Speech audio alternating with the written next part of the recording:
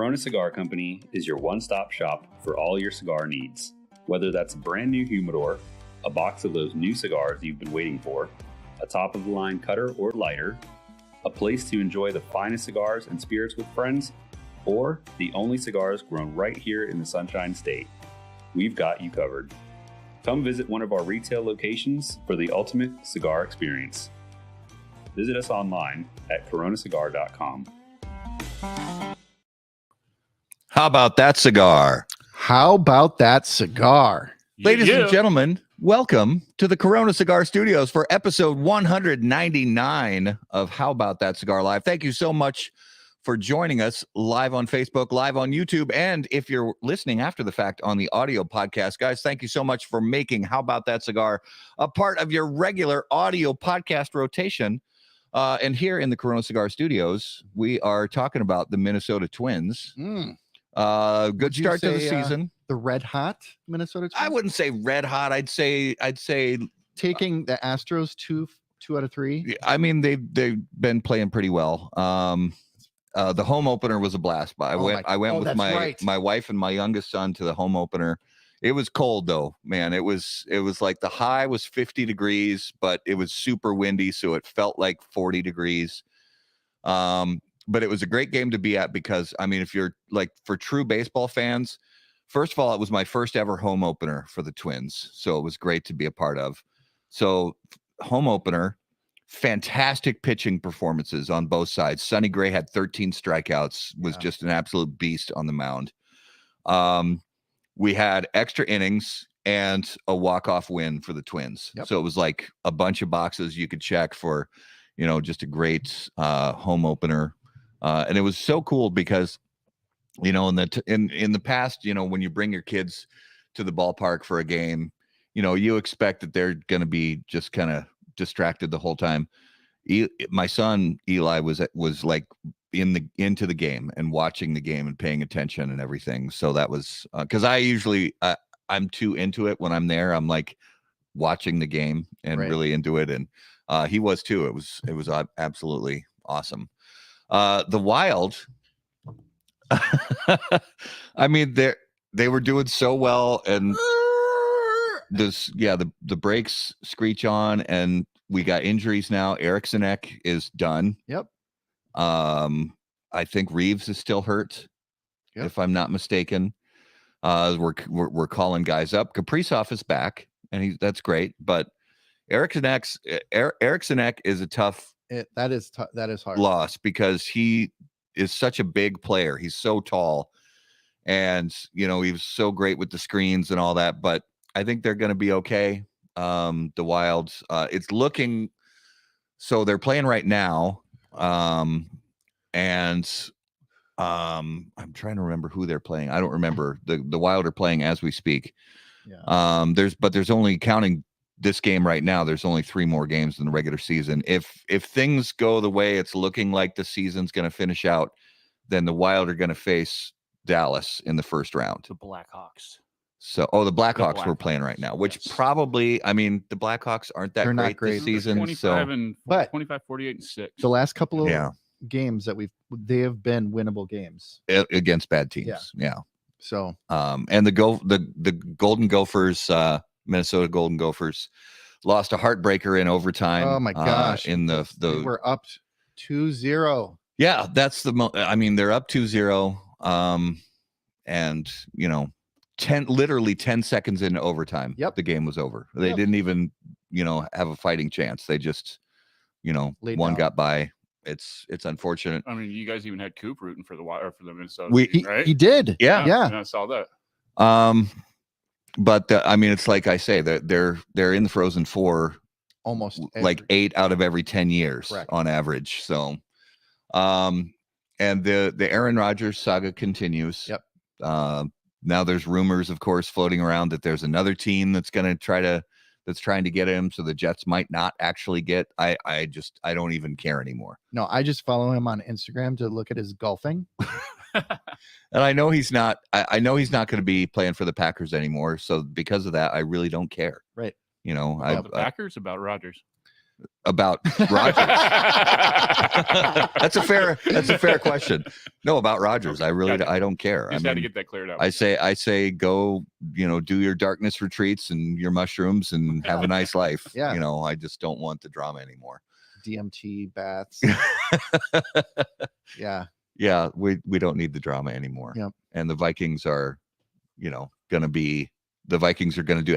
another great season this year. They're undefeated so far. They're going to make it to the playoffs, and they'll make it to the playoffs. They'll make it to the playoffs. We'll see. So you're saying there's a chance? Yeah, there's a chance. There's a chance. So I think it's definitely time, guys, to start paying attention because we have some awesome special guests on the show tonight. Yes. We do. So let's bring on our special guests. And as always, special guests on How About That Cigar Live are brought to us by our friends at Drew Estate. And the all-new Acid Cigars Cuba Variety 3-packs are specially designed to both broaden the palette of acid cigar enthusiasts and expand awareness of the Drew Estate product portfolio. Cuba Variety 3-packs also present on-the-go consumers with tremendous value. For the price of 2 Acid Cuba cigars, purchasers receive 3 cigars in total with an Undercrown Shade cigar included in the pack.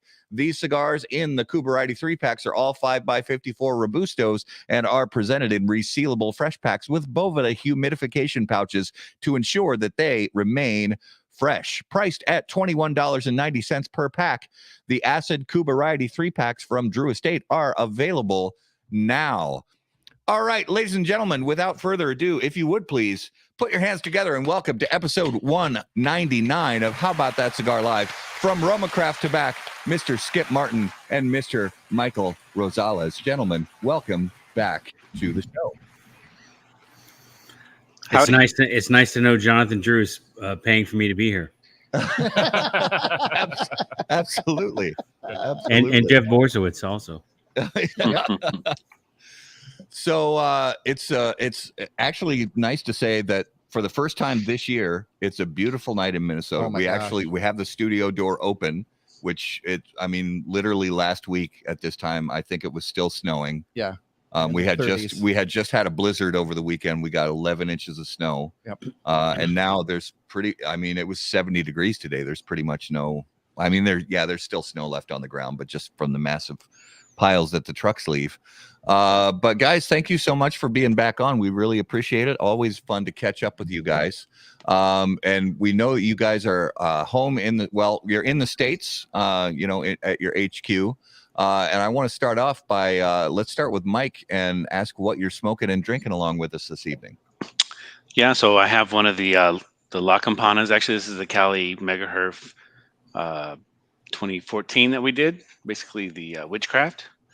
And so decided to pull one of these out. And then I have a freshly cracked bottle of Blanton's Gold. So see how much I can get through tonight.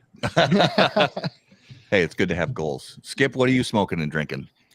I'm smoking the same thing, you guys, what you're smoking, and then I'm drinking sponsored by Florida Connie 12 years.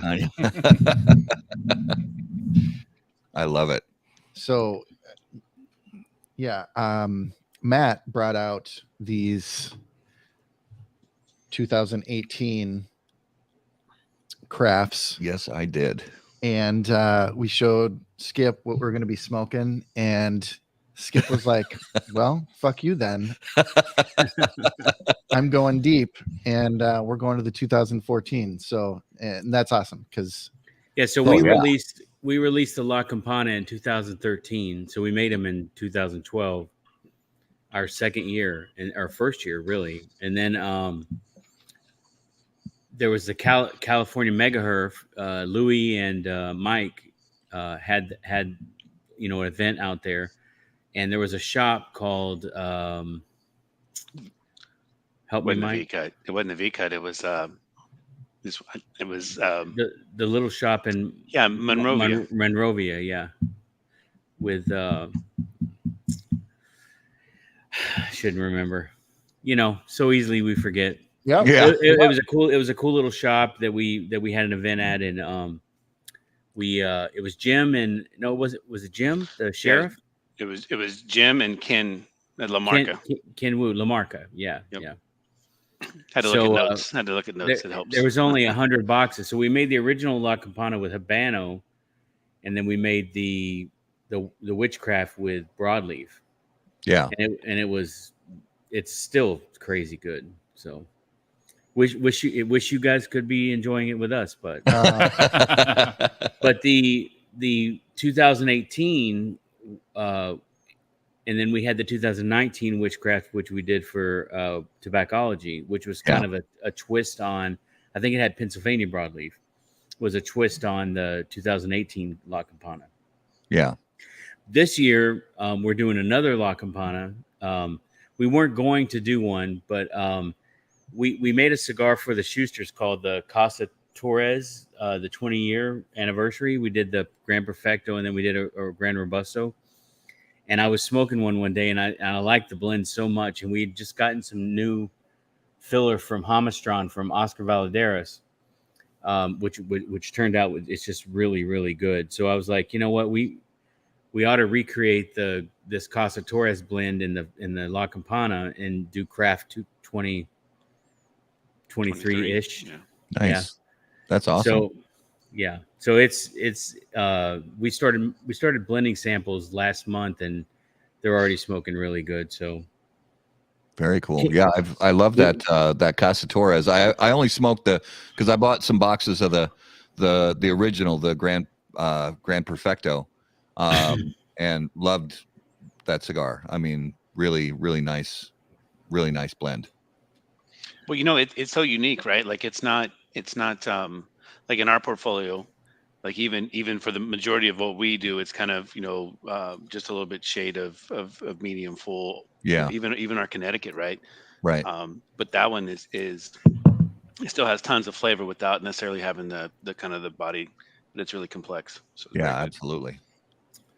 Well, I bet Matt is a little FOMO-ish right now. Yeah, a little bit. I'm gonna get fired up here. Get fired up. Yeah. When lighting your cigar, it is important to be patient, pay close attention to detail, and focus on the tobacco. In the same way, Steve Saka brings those same qualities to the ultra premium cigars of Dumbarton Tobacco and Trust. Patience, close attention, and focus on the tobacco are the qualities that Saka and Dunbarton Tobacco and Trust have become known for. From Sober Mesa to Umbagog, Dunbarton has a blend that will fit your palate, your mood, and any occasion.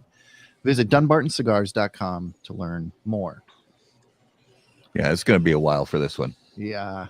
You just keep talking because this one, it's a big foot on this cigar. And if anybody who knows me knows I take a long time. He should have just a lineup of. Yeah, I should have lighters lined up. Yeah, or a map gas lighter. I have one actually sitting right over there. Oh yeah, you do. But I use that for my smoker, my meat smoker. I don't want to. Well, it's good to see you back in the studio. I know you've been out on the road. Oh yeah, I was on the road a little bit. I was in studio last week, but yeah, when I'm on the road, it sometimes I'll come in remotely, and sometimes I'm off. It just depends. Yeah. I think I'm ready.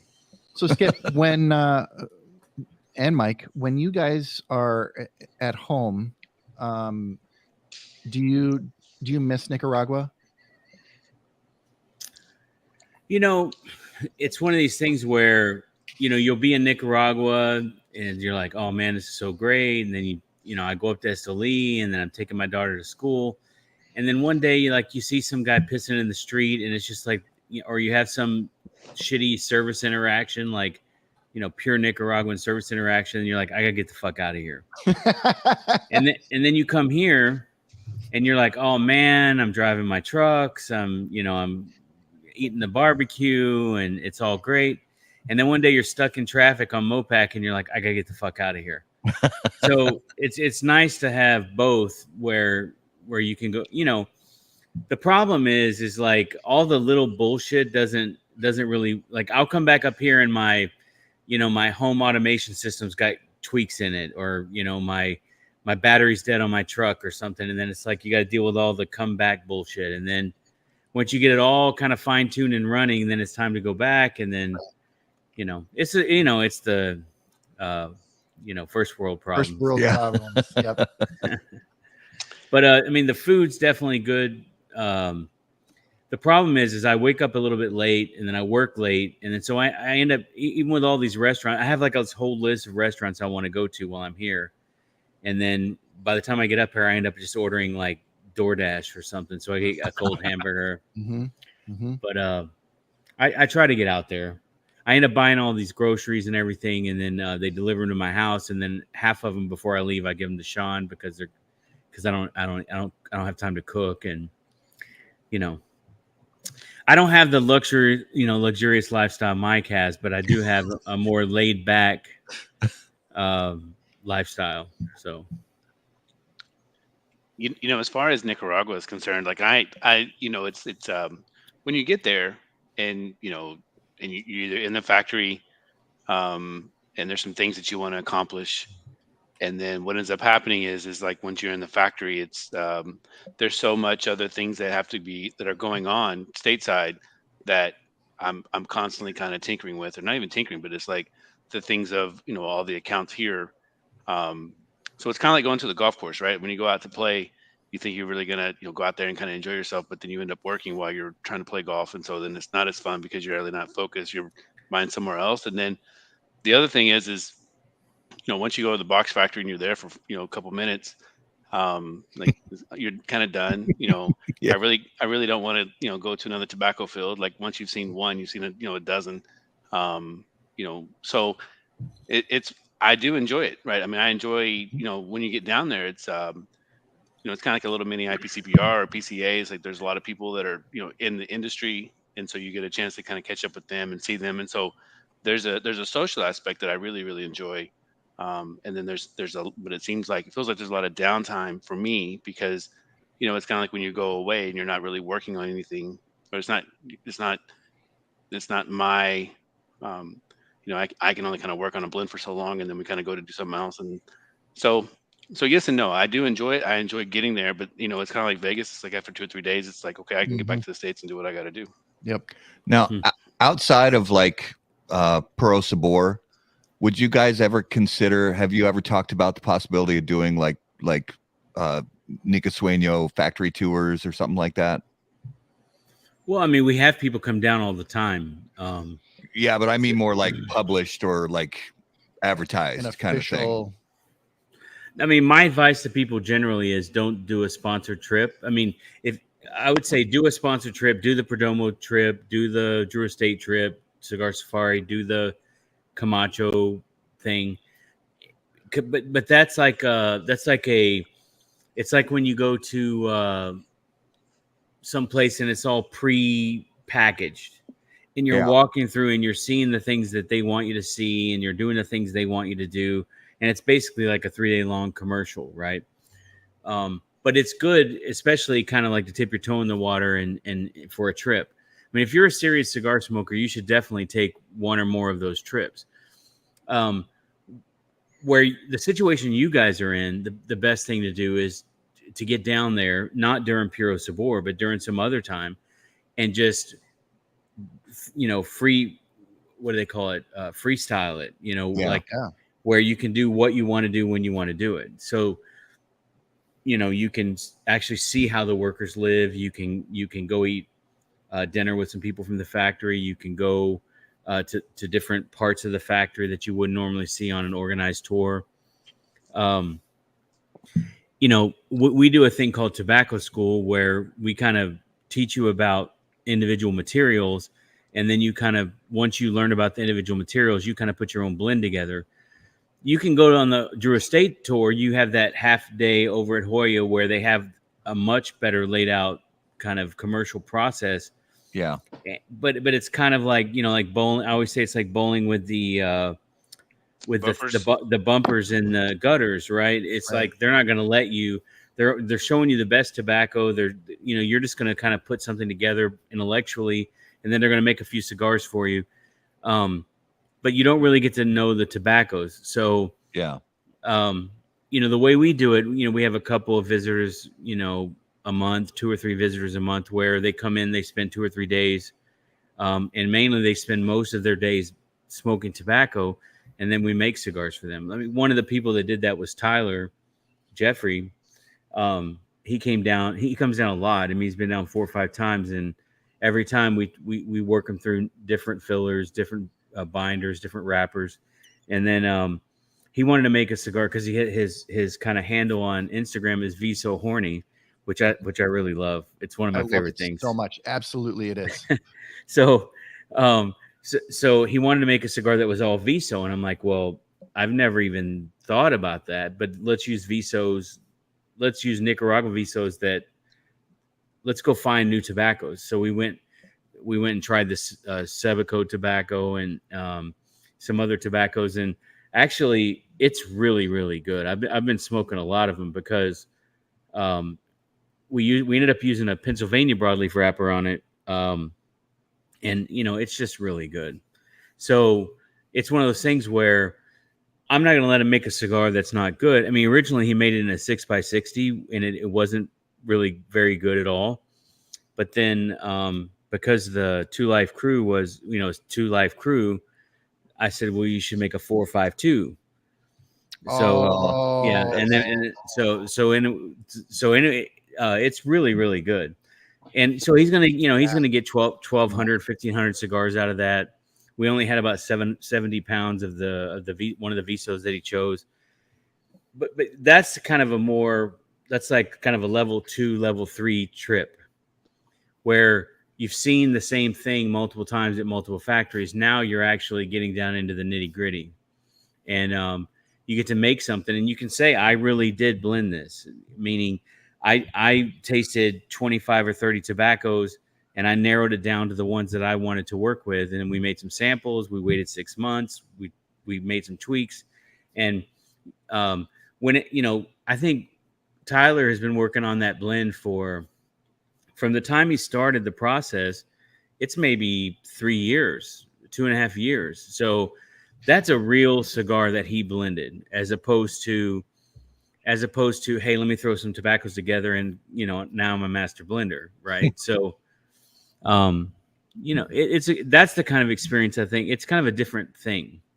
Yeah. It's different. It's kind of the difference between going on one of these guided tours, as opposed to kind of being immersed into the culture, going out to the bar at night, meeting a girl, whatever your deal is, right?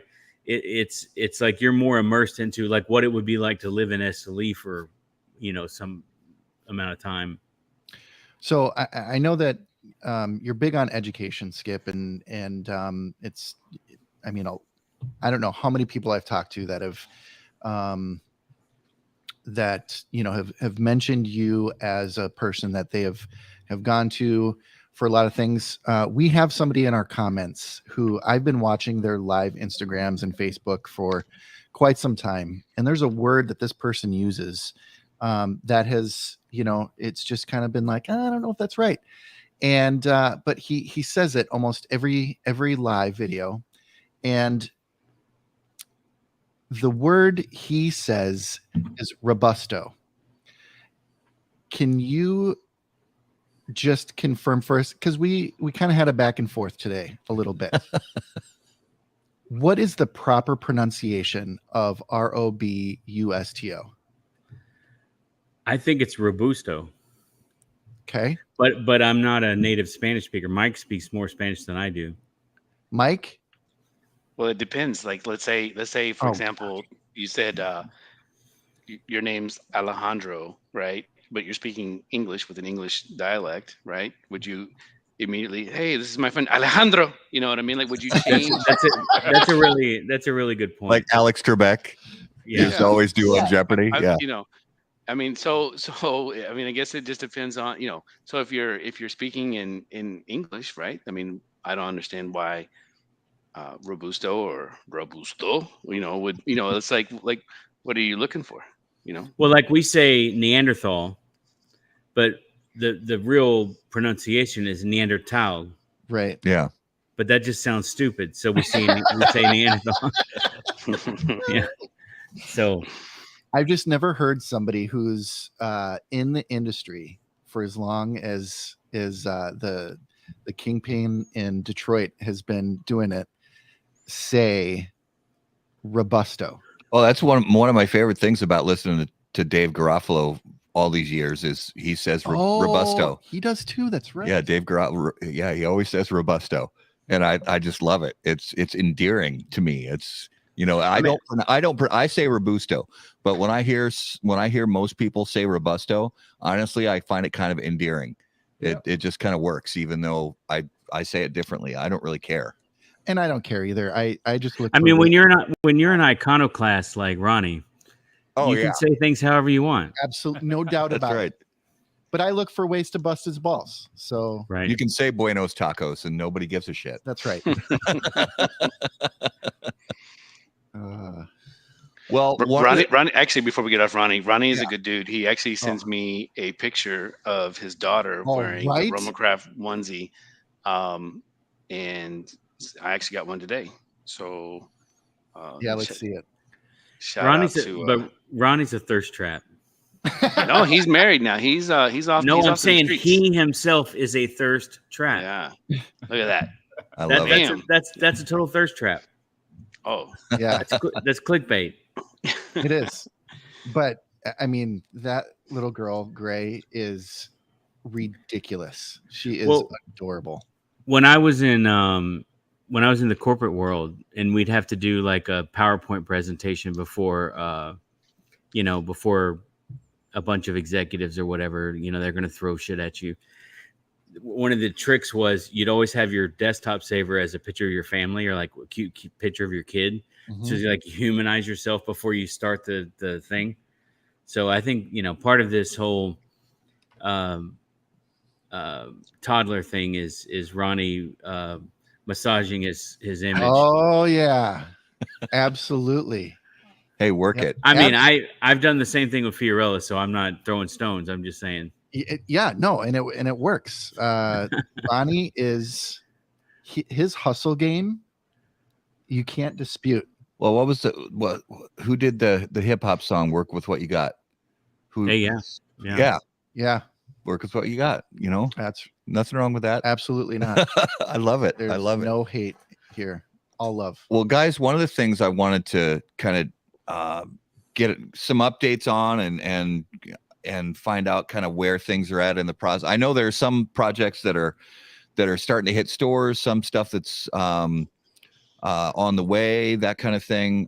But you guys, you're always in addition to making sure the core lines that you guys put out are consistent and taste the same today as they did 5 and 10 years ago.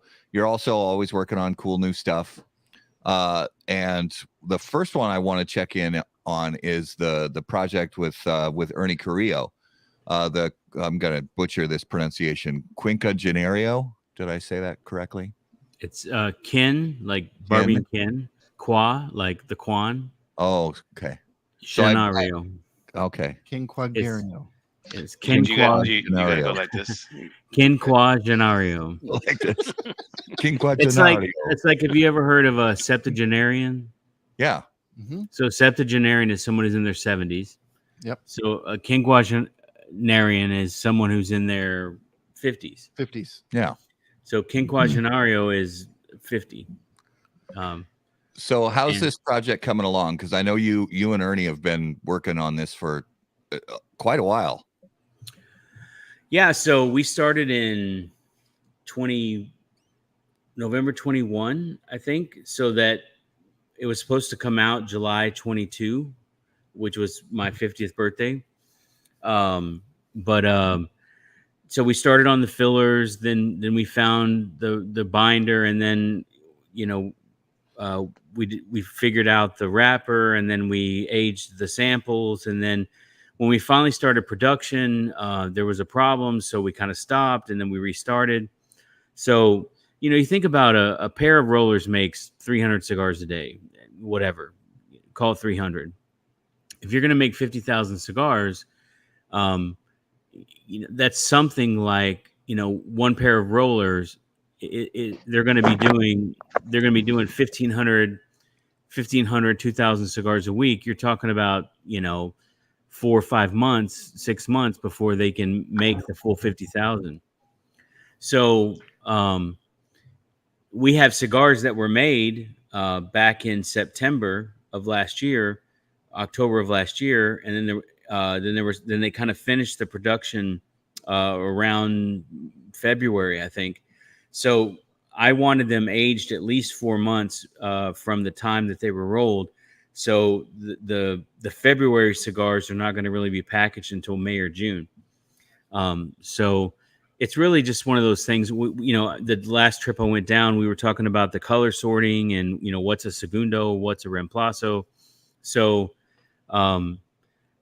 the boxes are going to be there in a couple of weeks, and, they're going to take their time packaging them.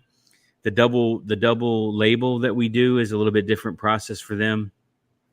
So that's, there's like one lady in packaging, you can do that. So, it's kind of coming along, but the actual blending process of it, took more than a year and 5 or 6 trips. And it's been, it's really kind of more than just Ernie and I. It's really his general manager, Jorge Mikey.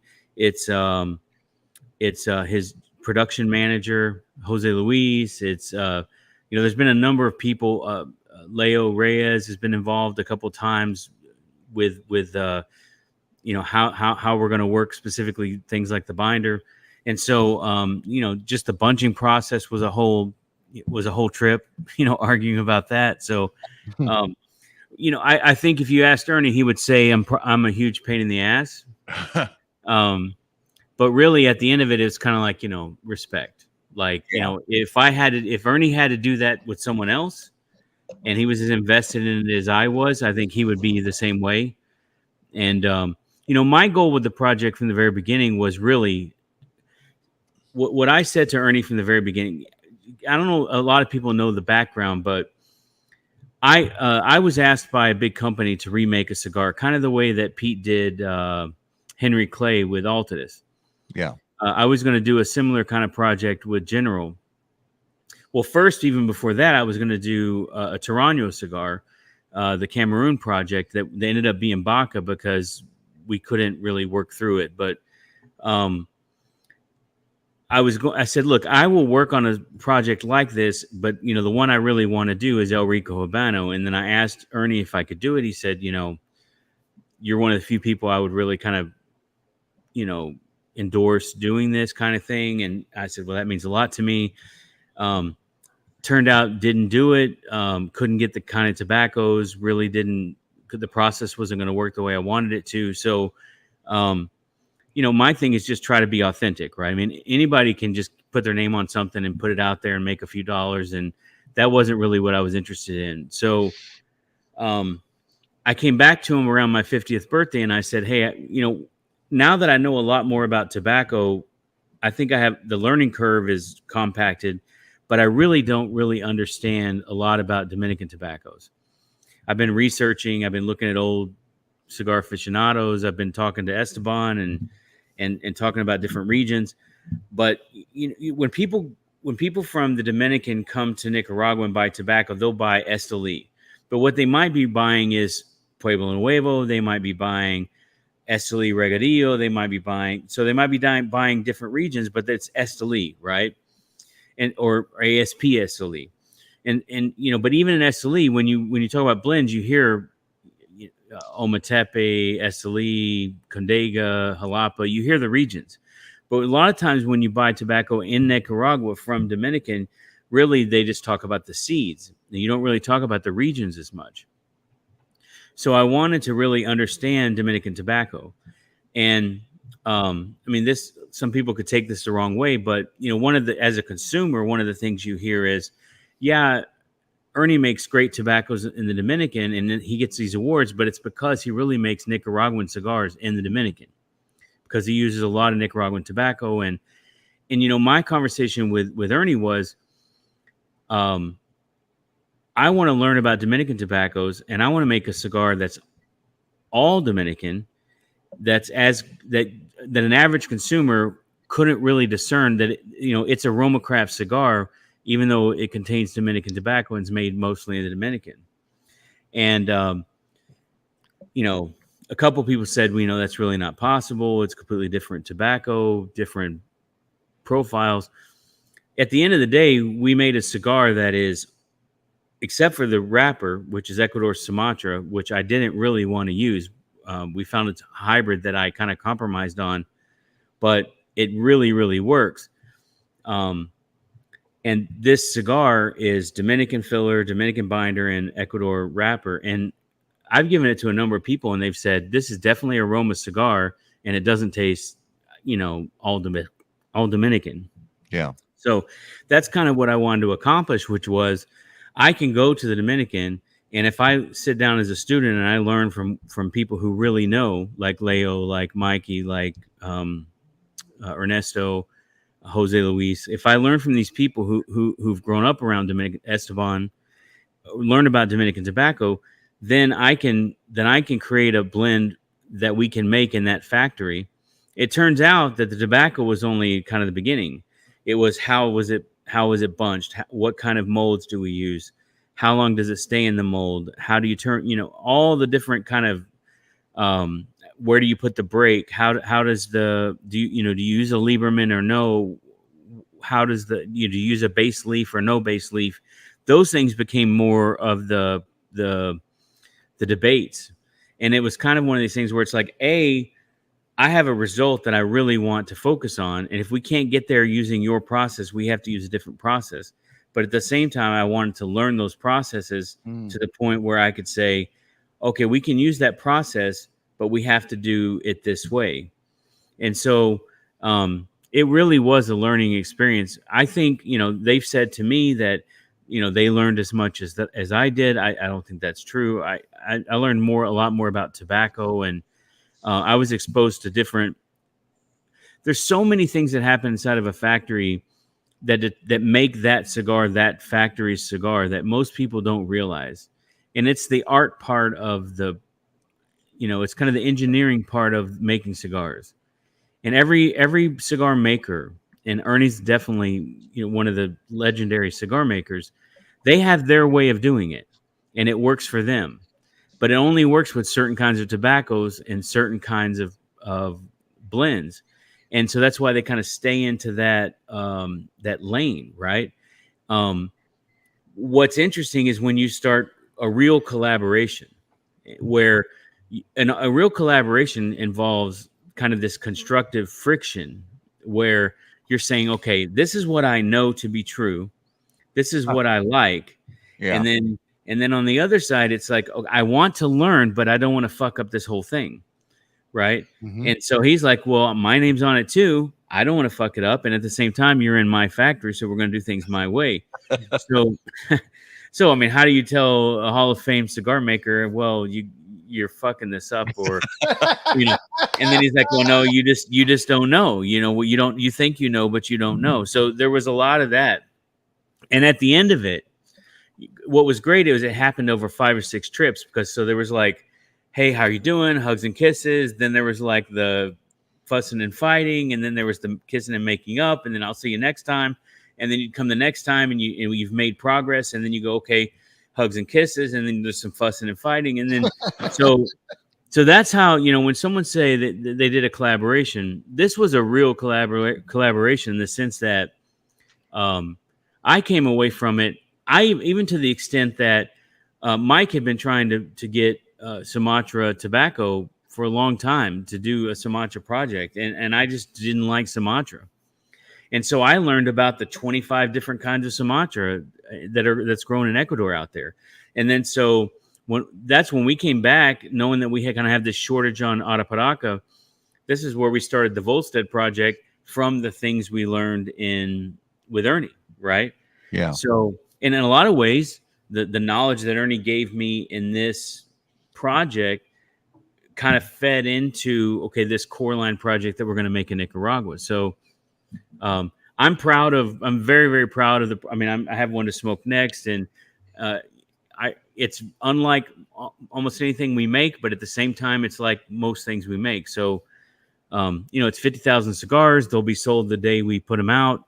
We'll make a little bit of money, and then, they'll be gone, but the knowledge there will stay for a long time. Yeah, no, and I'm curious about something, because when you say 25 different kinds of Sumatra, my brain starts going a million miles an hour because I'm like, what does he mean by kinds of Sumatra?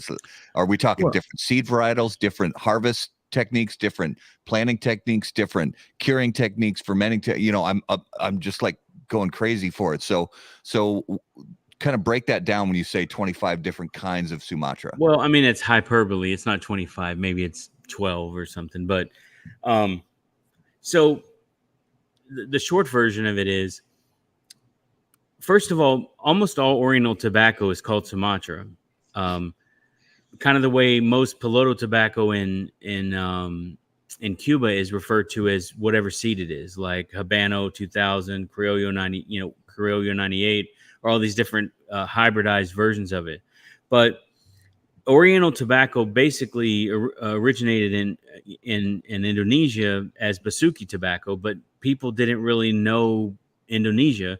Where it was really popularized for cigars, mainly machine finished cigars, was in Sumatra, the island of Sumatra. And so when that Basuki seed was taken to other places, whether it was Mexico or or Ecuador or Cameroon, they still call it Sumatra. Cameroon became Cameroon, but it's really Basuki seed grown in Cameroon. Right. And Sumatra is Basuki seed grown in Sumatra. But then when it was brought to Ecuador, they were bringing the original Sumatra seed which was the original Basuki seed from Sumatra to Ecuador. And it performed really well there. And it was great because it had great yields and it was thin and beautiful, shade grown from the cloud cover.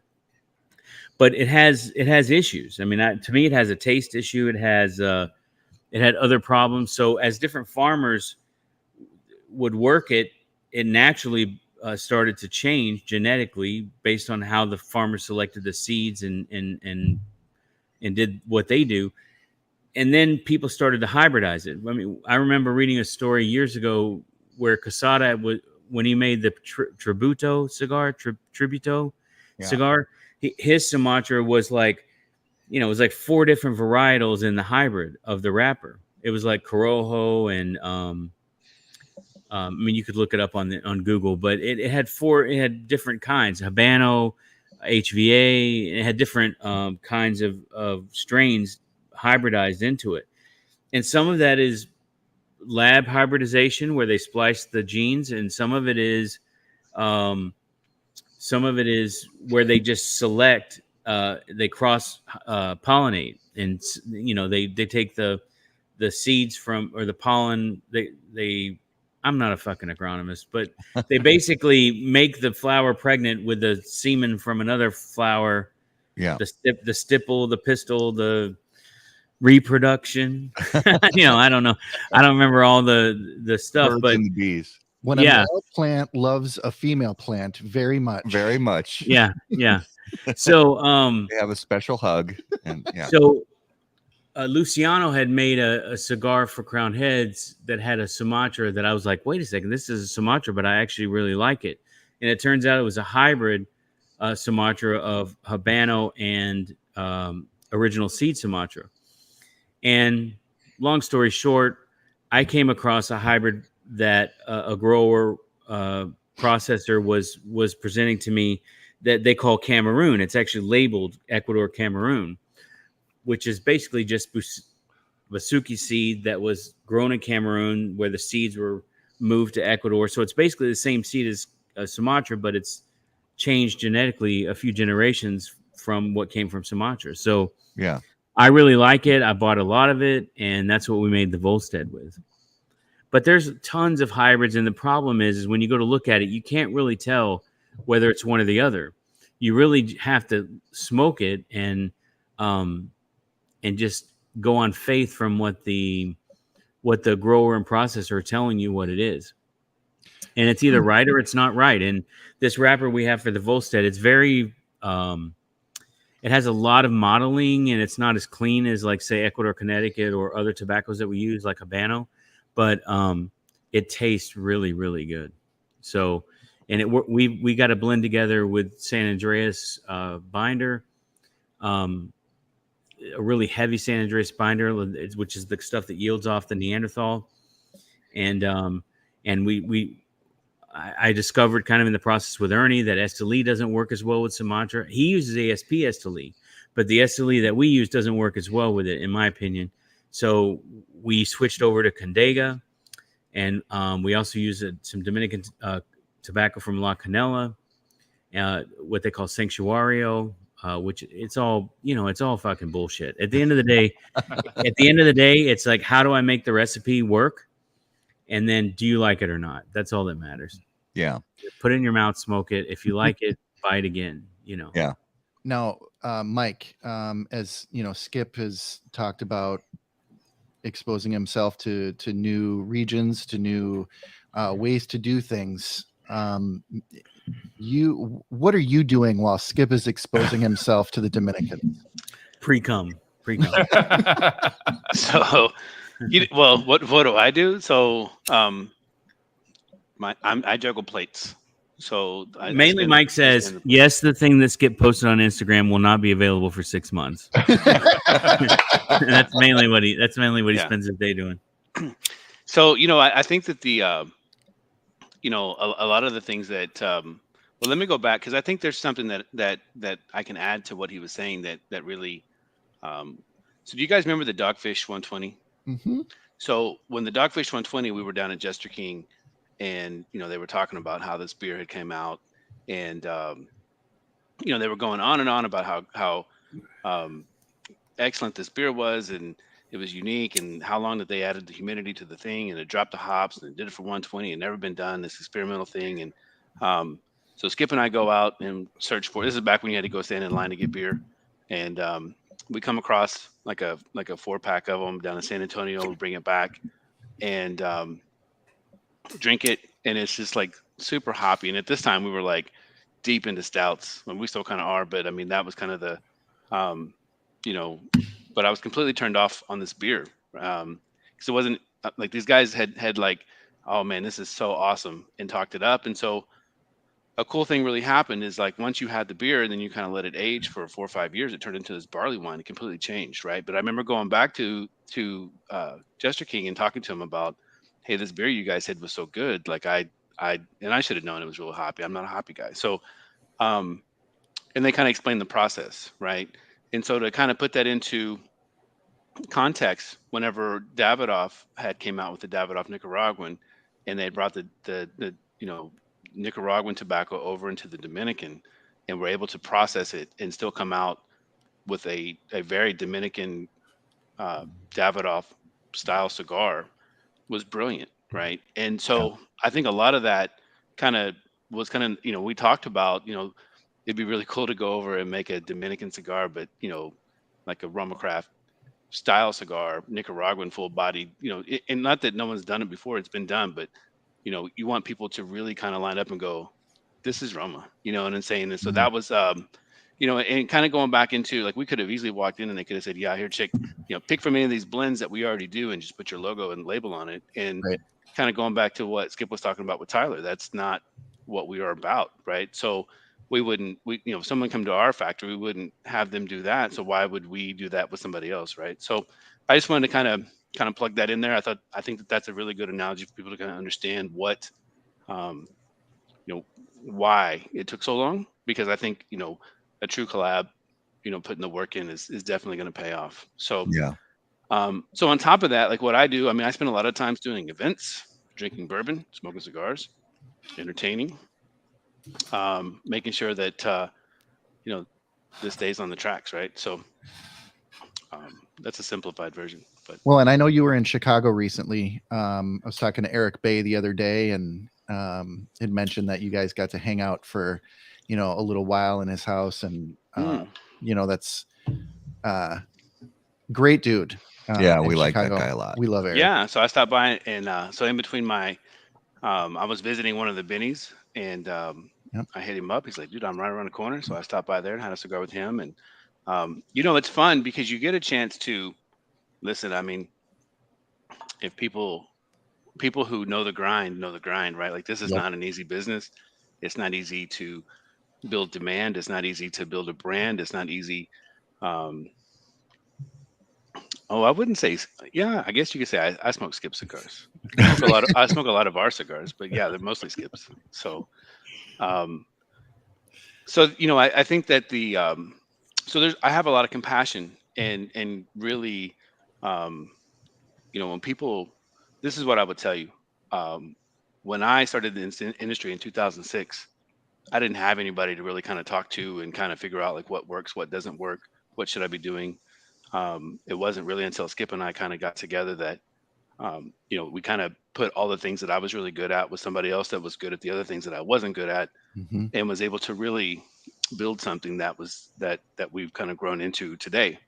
Um, and whenever I'm getting a chance to see somebody put the work in that has their own struggles, it's always kind of nice to kind of reflect on those because you remember the journey, right? And it's not like it was that far back. And so anytime I get a chance to kind of reinforce, like, hey man, just keep grinding, you know what I mean? Like that's something that think about this and watch out for that and don't let them do this. And now whether or not people pay attention to it or not, like that's up to them, but at least Right. in my experiences, it's worked out really well. So that's one of the beautiful things about this industry is no matter what part of the industry that you are in, and I've had my feet and toes into a few different areas of this industry, it's been amazing. I mean, when Matt and I started, the amount of support that we got from other media people and manufacturers was incredible. And when I get into other things, when reps see other reps on the road, it's not, there's my competition. It's a brother and a sisterhood, and it's sharing to your face. That's the way it is. Well, in their private conversations, they're like, that fucking Garrett guy was at that shop again, trying to steal my shelf space. Right. Well, usually if they're an in-house guy, it's like that. If they're a broker, not all brokers, but the majority of them, that's fair game, right? But I would say, at least down here in Texas, anyways, like these guys down here, man, they come in here, we give them some cigars, let them hook up to Wi-Fi, do whatever, and so that's one of the things that I think that yes, there are levels, right? Yep. If you're in someone's clique, you're in their clique, right? And that's kind of the thing that when you're North American and you have a company in Latin America, that's not always the case, right? Because it's like, again, you're kind of imposing and you're encroaching into other people's territory, right? So we're very fortunate. Well, most of these brokers that have been around a while know they're fucking gunslingers. Like this week they're gunslinging for Dunbarton, and next week they're gonna be gunslinging for Nick at Foundation, or 2 months from now they're gonna be gunslinging for whoever, right? So they've learned not to be too much of a homer, and they're more about the kind of the generalized vibe of what's going on. Look, here's the thing is, and I've been a little bit disillusioned in general about the culture, because at the end of the day, I mean, yesterday or Saturday, I was at an event. My hot rod guy is opening up a new cigar shop at like an hour and a half north of here. And there's literally not a cigar culture anywhere in that area. There's not a cigar store within 50, 60 miles at least. And there's not any like hardcore cigar guys. But there's, hot rod guys and rancher guys and, welders and people from different trades and different areas that want to sit down and do a Bible study over a cigar. And it's like, at the end of the day, it's like, well, what should I like? And it's like, well, you like what you like. Mm-hmm. As a tobacconist, when I had a cigar store, my thing wasn't to advocate for a single particular thing. It was to say, what is it that you like? And then figure out, from a price perspective, from a strength perspective, body, from a quality perspective, like what kind of lane can I get you in, and then get you connected to the thing that you can enjoy while we're sitting around talking about, retro mods or hot rods or whatever. Yeah.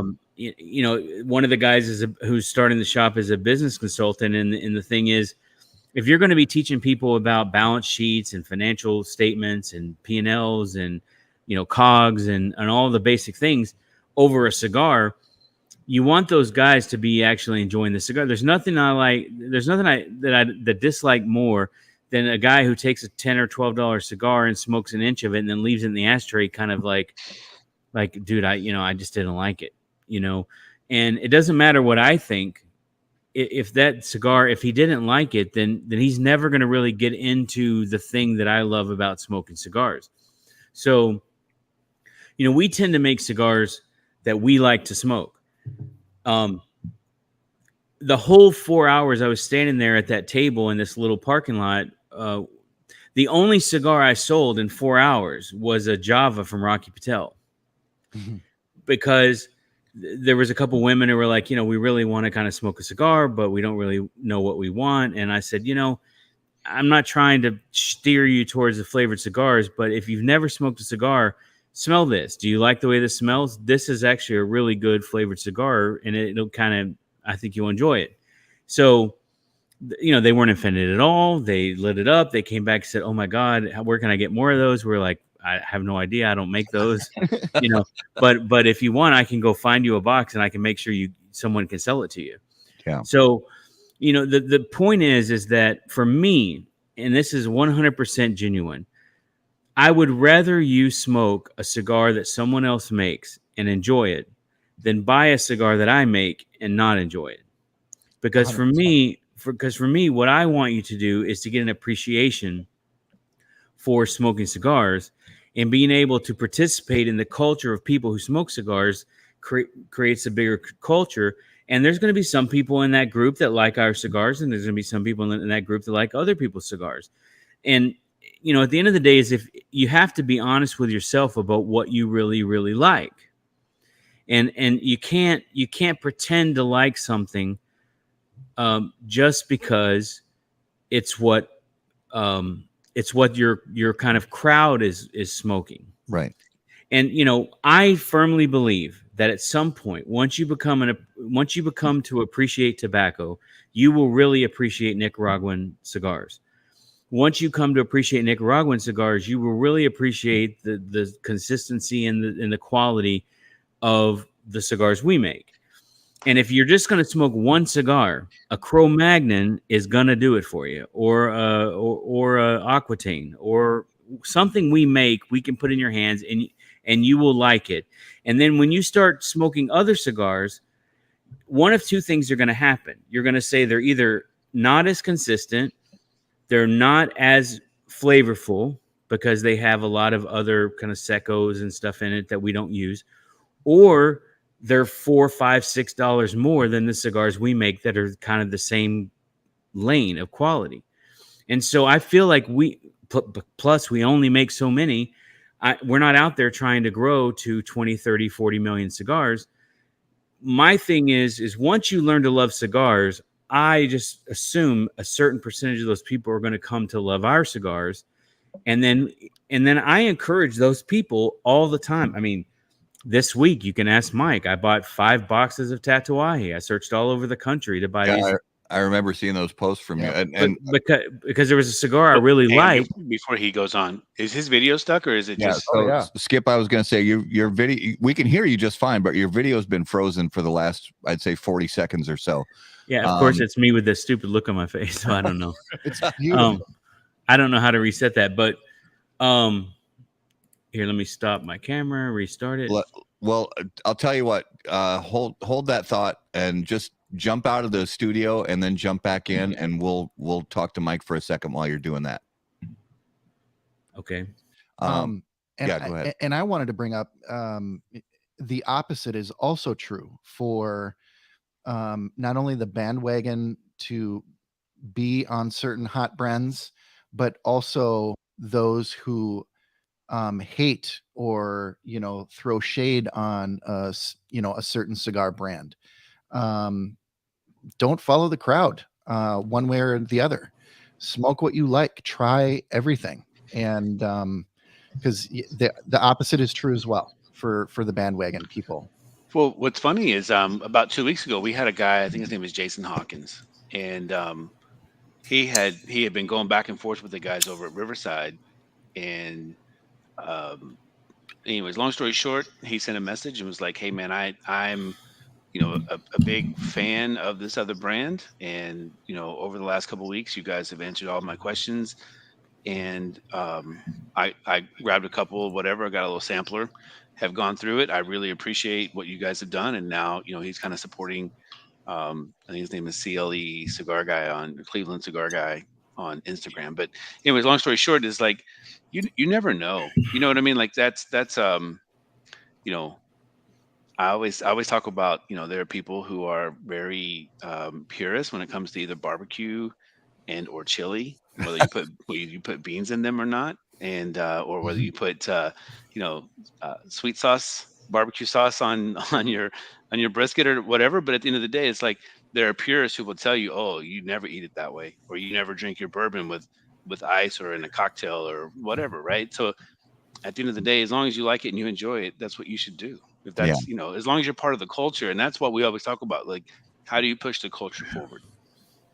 Yeah, I mean, I would rather have a guy smoking an acid blondie who's a decent human being than to have some fucking idiot, sorry to say, MAGA QAnon, that just wants to fucking, whatever, argue about bullshit the whole time. I only smoke Cubans, bro. Yeah, it's like, that's cool if you really like that, but what have you tried? Like, I had a guy in one of our German cigar groups. He had a burn problem on one of our cigars, and he posted it like, look, this cigar's not burning right. And then two other guys said, yeah, I had that same thing, but then I just touched it up and it worked out. And it's like, look, it's a handmade product with a handmade, and we do as good a job as any. And I can tell you, Mike can tell you, I do everything I can do to keep things consistent and high quality. And at the end of the day, some tobacco burns faster than others. It goes down the side a little bit, and you post it on the internet like someone stuck their finger up your ass, and it's like, well, hold on a second, fucking river. But then these are the same people that spend $60 for Cuban cigars. It's like, are you fucking kidding me? I literally haven't had a Cuban cigar in the last 5 years that didn't have a problem. Oh yeah. So, but at the same time, it's like, I've been smoking cigars for 30 years, so I know how to fix most problems. You can't fix flavor. You can't fix if it won't draw. You throw it down, you light another one, and you chalk it up. And then if it happens 2 or 3 times, you fucking stop buying that cigar. Like, I don't know. When I owned a cigar shop, if you brought a cigar to me, it was like, if you're not enjoying it, I don't need to hear anything else. Set it down. Let's go get you another of the exact same one. I'm going to cut it for you. I'm going to show you how to light it. I'll smoke one with you. If it still sucks, we'll chalk it up to the game, and we'll, give your money back or whatever. But, it is what it is. And I don't know. I love being the fact that we're in Austin, away from all of the cigar world, and I'm in San Juan now. I see James and Angela at the bus stop. I see the dissident people at the bus, whatever, at the school. I wave to them, but I don't get caught up in the culture anymore because it's become so toxic that it's so competitive, and there's these passionate people that really don't know shit about tobacco or the business that are struggling. And then there's people that are doing really good that just want to suck more out of it, that bastardize it. And then there's the people who do nothing but post about how great they are. And it's like, meanwhile, Mike can tell you, this has been a very tough year for us. I mean, for us, we bought Esteban out, which was a big change for us. It was the right move, but at the end of the day, it created a lot more work for me. And at the same time, we transitioned from buying ready-to-use tobacco from really the best processors to processing our own tobacco. And with our standards, what that meant is we just fucked up a lot of tobacco. and you know, I know at the end of the process what is good.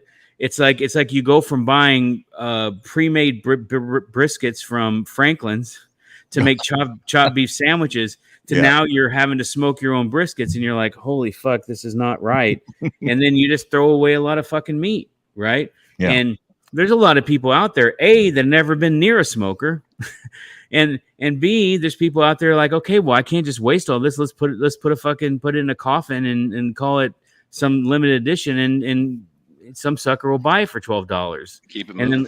And then like the emperor has no clothes, they'll pretend like it's good, right?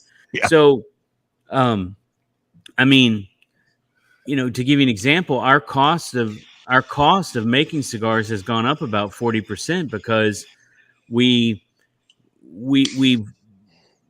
you know, I don't know how to say it. We've fucked up stuff. We've thrown stuff away. We've learned from our mistakes. And, you know, at the end of the day, every single cigar that goes in a box and gets shipped to Austin is as good or better than it ever was. But it's been a tough year.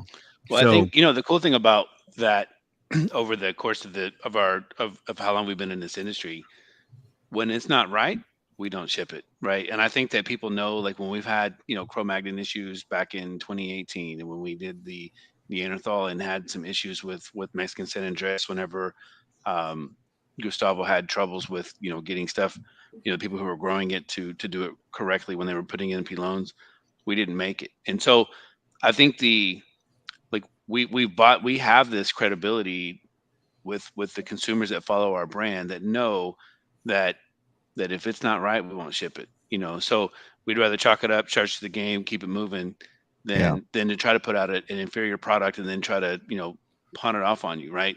And so whenever you do see the social media stuff where people, and it's usually over humidity. Let's be honest. If people, you know, if humidity is the evil of all doers, right? When it comes to cigars. So if it's over humidified or under humidified, you know, you can get, you know, tunneling, you can get, you know, all kinds of wonky things happening to your cigars. And so, how do you tell that to a consumer, right? Yeah. So, to say, well, the way you tell it is you have good retail partners, and the fact is that the quality of retail partners has gone down.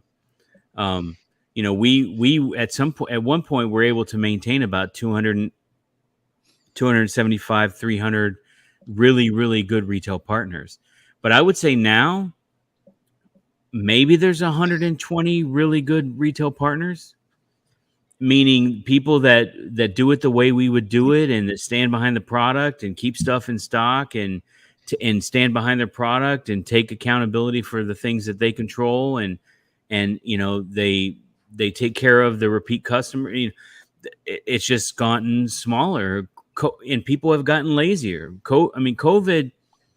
You know, COVID was good for the cigar industry in the sense that the demand went up, but it actually was bad for the industry in the supply side, because the demand created, you had all these rollers and bunchers and tobacco people going to the United States. So you started putting in taxi drivers and, you know, little sisters. And I mean, there's factories that have people that have 12, 14, 15-year-old employees.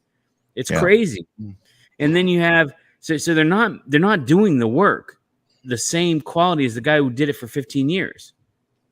So you have a choice. You can take this guy you used to pay, you know, $250, $300 a month. Now you're paying him $550, $600 a month, because that's just what they should be making, $1,000 a month. But that being, you know, what it is, because you're a cheap motherfucker, you're like, okay, well, there's some other guy over here who'll work for $300.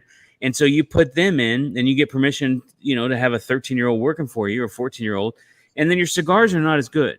Yeah. And then what happens is, because there's so much demand, you start trying to consume all the other parts of the cow. You're starting to use Prosecco, and you start using short filler and all this kind of stuff. And then at the same time, you're amping up the bullshit that on the marketing side, like, though, this is a super limited, you know, whatever. And at the end of the day, because you don't have tobacconists that are standing there going, okay, I know what a good cigar is. This is not a good cigar.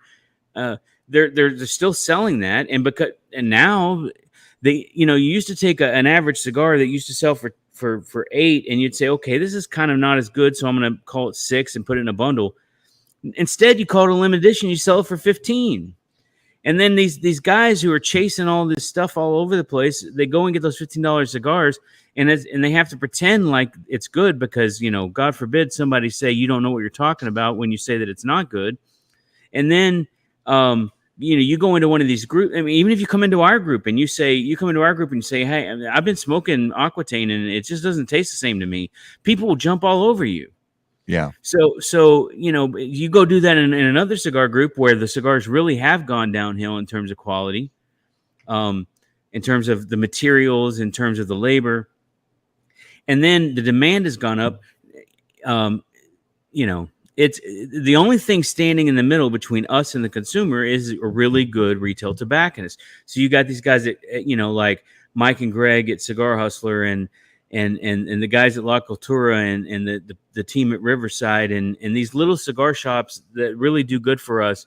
Some of these cigar shops have just fallen off the wayside. It's like that packaging is not fancy enough. It's $10, so I can't make enough money, so I'm not going to sell it, or they don't give me terms, so I'm not going to restock it, but I'm going to blame it on them. So then you have these, so we've really just cut off probably 50, 60, 70 retailers. Just like, look, dude, you're just not getting it done. We can't let you sell our product because you're not doing your job. And then of course, if someone who really likes that retailer says either I like Roma, so I'm going to go buy it somewhere else, or they say, you know, fuck Roma because they don't sell to my guy anymore. Yeah. Right.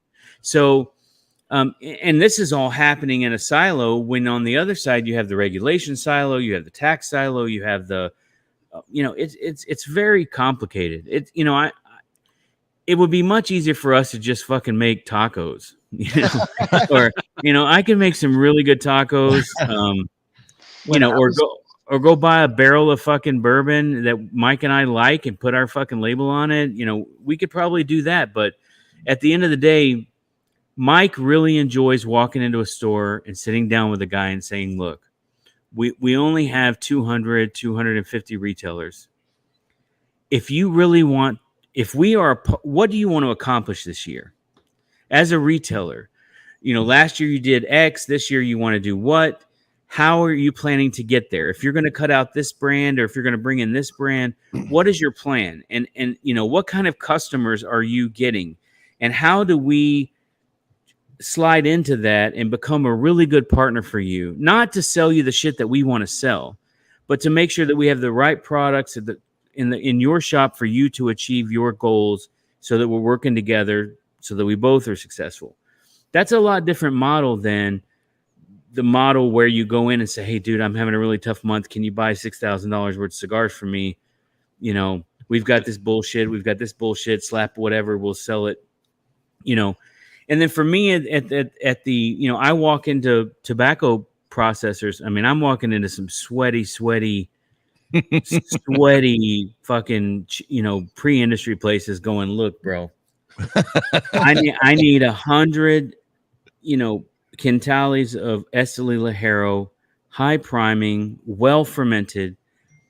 I will pay 20 to 30% more than everyone else, but I'm not buying your bullshit Seco. I'm not buying under fermented tobacco. I'm not buying tobacco that was burned in the barn. I'm not buying tobacco that was over fertilized. I know what I'm looking for. Show it to me, and instead of paying $9 a pound or $9.50 a pound when it was $4.25 a pound 5 years ago, I will pay you $12, $13 a pound. But every fucking leaf that comes out of there has to be right. So this Pilon looks good. It needs 4 more months. It was fertilized right. It was cured right. Don't fuck up the fermentation, and I will buy it for this price, but you got to sell it to me. And even half of the time then, they try to outsmart themselves and try to fuck you. So then you got to go find 5 other guys. Then you're in the fields trying to co-op people saying, look, dude, I'll pay for your fertilizer. I'll pay for your labor. Take better care of the guys in the farm. I will do that. But then those guys will sell out from under you to the fucking Cuban guy who pays $3 less a pound. It makes no sense. Yeah. So that's what makes it hard. But, you know, you constantly... Sorry, I'm on a rant, but then at the end of the day, there's nothing like, I've got 15 ladies that work in the pre-industry now. One of them started with us 12 years ago. She came back from Scandinavia. And I look at her and I say, hey, what do you think about this tobacco? She's like, man, this is good tobacco. And I said, is it ready? She goes, it's ready. She goes, this is really good. And then your pre-industry guy, who has 20 years of experience, says, man, I really love working here because we do it the right way. When I tell you this is not going right, you give me the tools to make it right. We take the time. We do the things we have to do. The people in the factory, when they're making cigars and they say, you know what, man, it's so much easier making good cigars with good tobacco. So what if we make 15 cents less or 20 cents less? The part that hurts is on the other side, is when some guy's smoking some bullshit thing that the whole provenance, the whole story, the bullshit guy he bought it from, how it was under fermented, the fucking what he's paying his people, how the farm people are treated, and you see him traveling in the back of trucks like fucking cattle. And then you see him pouring all this money into marketing and packaging, and then some guy's going, "Oh, this is fucking cigar of the year," and you're like, whatever. And I'm not trying to talk bad about other people, because there's a lot of people who do it the right way. So I was in the Dominican Republic, and I asked a boutique brand owner, and I said, "What is the biggest obstacle a boutique factory has here?" And without even blinking, he said, "Poaching my rollers." Yeah, but that's that. Let me tell you, that does not happen if you are paying your people the way they should be paid, and you're taking care of them.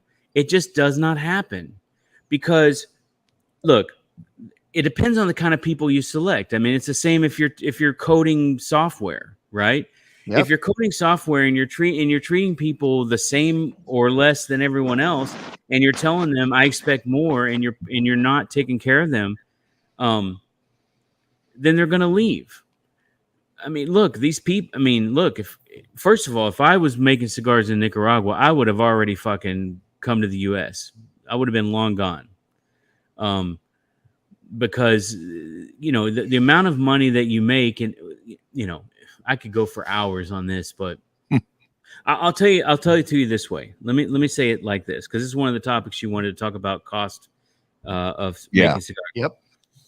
When I came to Nicaragua in 2000, when I moved there in 2012, $1 was 17 Cordobas, more or less. You can look it up on the internet. It was something, I remember $20 was, something like, at some point it was like 400 or 500 Cordoba. So, but it was at one point like 17.5, 18, something like that. Right now, a Cordoba is 36 Cordobas to $1. So the value, if you were making X Cordobas a month in 2000, whatever, 12, now, if you're making double the amount that you were making then, you're making the exact same amount in dollars. Wow. Number one. Number two, a pound of rice used to cost you X dollars. Now it costs you X dollars plus 25% or 30% or 60%. So not only, even if you were getting small incremental, let's say you used to make, let's say you used to make $8 a day, or a bad example. Let's say you used to make 70 Cordobas for 100. You were making, 280 Cordobas a day. You were making 1,500 Cordobas a week, which was at that time, $100, $80 a week. You were making $360, or $320. Now, even if you're making 100 Cordobas, if you're making 30% more or 40% more, you're making 140 Cordobas or 120 Cordobas, 140 Cordobas. You're making double. 140 Cordobas is less than half of what you used to be making.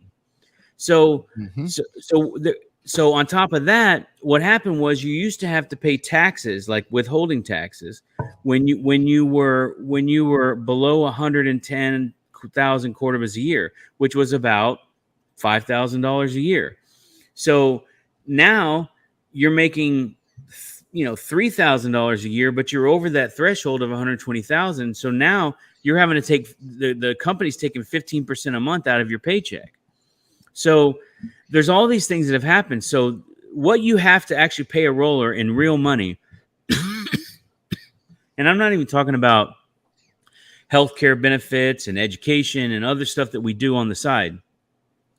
Just what you pay them piecemeal to make cigars is 2x at least if you're doing it the right way, for them to have the same buying power as a consumer as they used to have. Some people just won't do that. Some people cut corners on the taxes. Some people say, hey, this is what it is. Some people will pay you more, but they have these really crazy demands for you. Like you have to make 600-700 cigars a day. So at the end of the day, if someone comes into work, they're respected. There's no sexual harassment, which unbelievably is still a huge problem. It's close to their house. They don't have to travel an hour before and after work to get to work. You pay them a fair wage. When their husband gets sick and has to go to Managua, you help pay for it. When their kids want to go to private school, you help take care of it. When they want to fix the roof on their house, you do it in a way that doesn't make them like a wage slave. When you do these kinds of things, people are comfortable and they're taking care of their family, and they know that their kids are going to have a better life. And when that happens, they don't go looking for work in other places. And there's no such thing as robbing an employee. If I had a guy who left, and then they found that someone in their packaging room was stealing materials, and so they came and they took 3 of my employees in one day. I had like 7 women that worked in packaging. They took 3 of them, and these are girls that have worked for us for fucking 6-7 years. I didn't say, hey, this guy stole our employees. I brought them in the office and I said, why is it that you want to leave? They said, well, they pay better, et cetera, et cetera, et cetera. I'm like, well, that's not really true. Yeah, but we get paid for the amount of work we do, not for a flat salary. I'm like, okay, good luck. And then the day after, I sat down with everybody and said, what should we be doing? I went and talked to 2 or 3 different factory owners, and I said, why would these 3 girls want to leave? Is it something we're doing? So then our women went from making X to making almost 2X that next week, because I said, okay, give everyone else that's here, this is the way we're going to pay them going forward, because this is the right thing. I wasn't in control of it before. Esteban was. I should have been more aware, but we're going to take care of people. Now I've got people lined up for that job, right? Those 3 girls want to come back. And I'm like, well, if we have space and you're the best candidate, we'll take you. But otherwise, you could have just come and talked to me and said, this is not fair, and I would have done something about it. But I don't view that other factory as stealing our employees. I view it as I fucked up and wasn't paying attention, and they took 3 really good people, and it was my fault. And I fixed that problem so that they couldn't take any more. Well, one of the strange things that I've seen, is going back to early 2020, when lockdowns started hitting and all this stuff, we've seen so much happening across the world with different things related to pricing. You name the product or name the material, whether it's gasoline, peanut butter, potato chips, eggs, steel, so many things have, cocaine. I mean, pricing has gone up on a lot of things over the last 3 years. And at the same time, a lot of us in cigar media, people who review cigars, have talked to each other in our circles saying we've seen more quality issues from different cigar companies over the last 3 years than maybe, even going back to those of us who were smoking cigars in the mid to late 90s when the boom started to die out, because quality got turned to absolute. There were so many shitty cigars on the market in the late 90s. You had a harder time finding a good cigar than finding a shitty cigar. And I still contend that today it's the opposite. You have a hard time finding a shitty cigar You can do it if you try hard enough. But at the same time, even though we've consistently seen quality issues in construction and draw and things like that, and fermentation and all that, I've seen pricing. You go into your local shops and you're seeing brand new cigar brands introducing cigars north of $20. You're seeing brand new cigar brands. I'm seeing more cigars than ever north of $40 a stick, north of $50, $60 a stick in just in these last 3 years. Part of that so, with the fact that we're seeing more quality issues also than ever before. So part of that is, if I'm a retailer and I buy a cigar for $10, I can sell it for $20. If I buy a cigar for $4, I can sell it for $8. If a guy walks in the shop and is going to buy one cigar, I'd rather sell him the $20 cigar than the $8 cigar, right? So part of that is retailers will take a chance, at least in the beginning, of selling the $20 cigar. And there are retail shops that do not want to bring in cigars that cost less than $10 or $12 because they want that margin per cigar. And then at the same time, they're discounting like crazy on their websites, which doesn't make any sense, but they want the $20, $30, $40 cigars. Let me let you in on a little secret. There is no cigar on the planet that costs more than $2 or $3 to make. Period. I took multiple trips to Dominican Republic. I bought the hardest to find tobacco I could find. I overpaid in most cases. I paid the top salary for labor, top salary for packaging, and I'm telling you, we're still selling the King Quagenario for $15 and still making money, right? So and look, if I had made that cigar in my factory, it'd probably be closer to $12 or $10, right? But I have to ship the boxes over there. I have to ship other stuff over there. So there are real costs there, but we're still making money. Yeah. If you're buying a $25 cigar, you're getting fucked. You're getting fleeced. And I've always said you can shear a sheep many times every year. Yeah. But you can only slaughter them once. Yeah. So there are these guys. On one hand, if people are buying the King Quagenario for $15 and then there are people paying $100 a cigar on the secondary market, then I'm getting screwed out of fair money and the retailer's getting screwed out of fair money. But really the consumer who's paying that is overpaying, right? But if someone comes out with a $20 cigar and they get you for it, then shame on you. I still, to this day, walk into shops and pay $15, $20 for Padrones.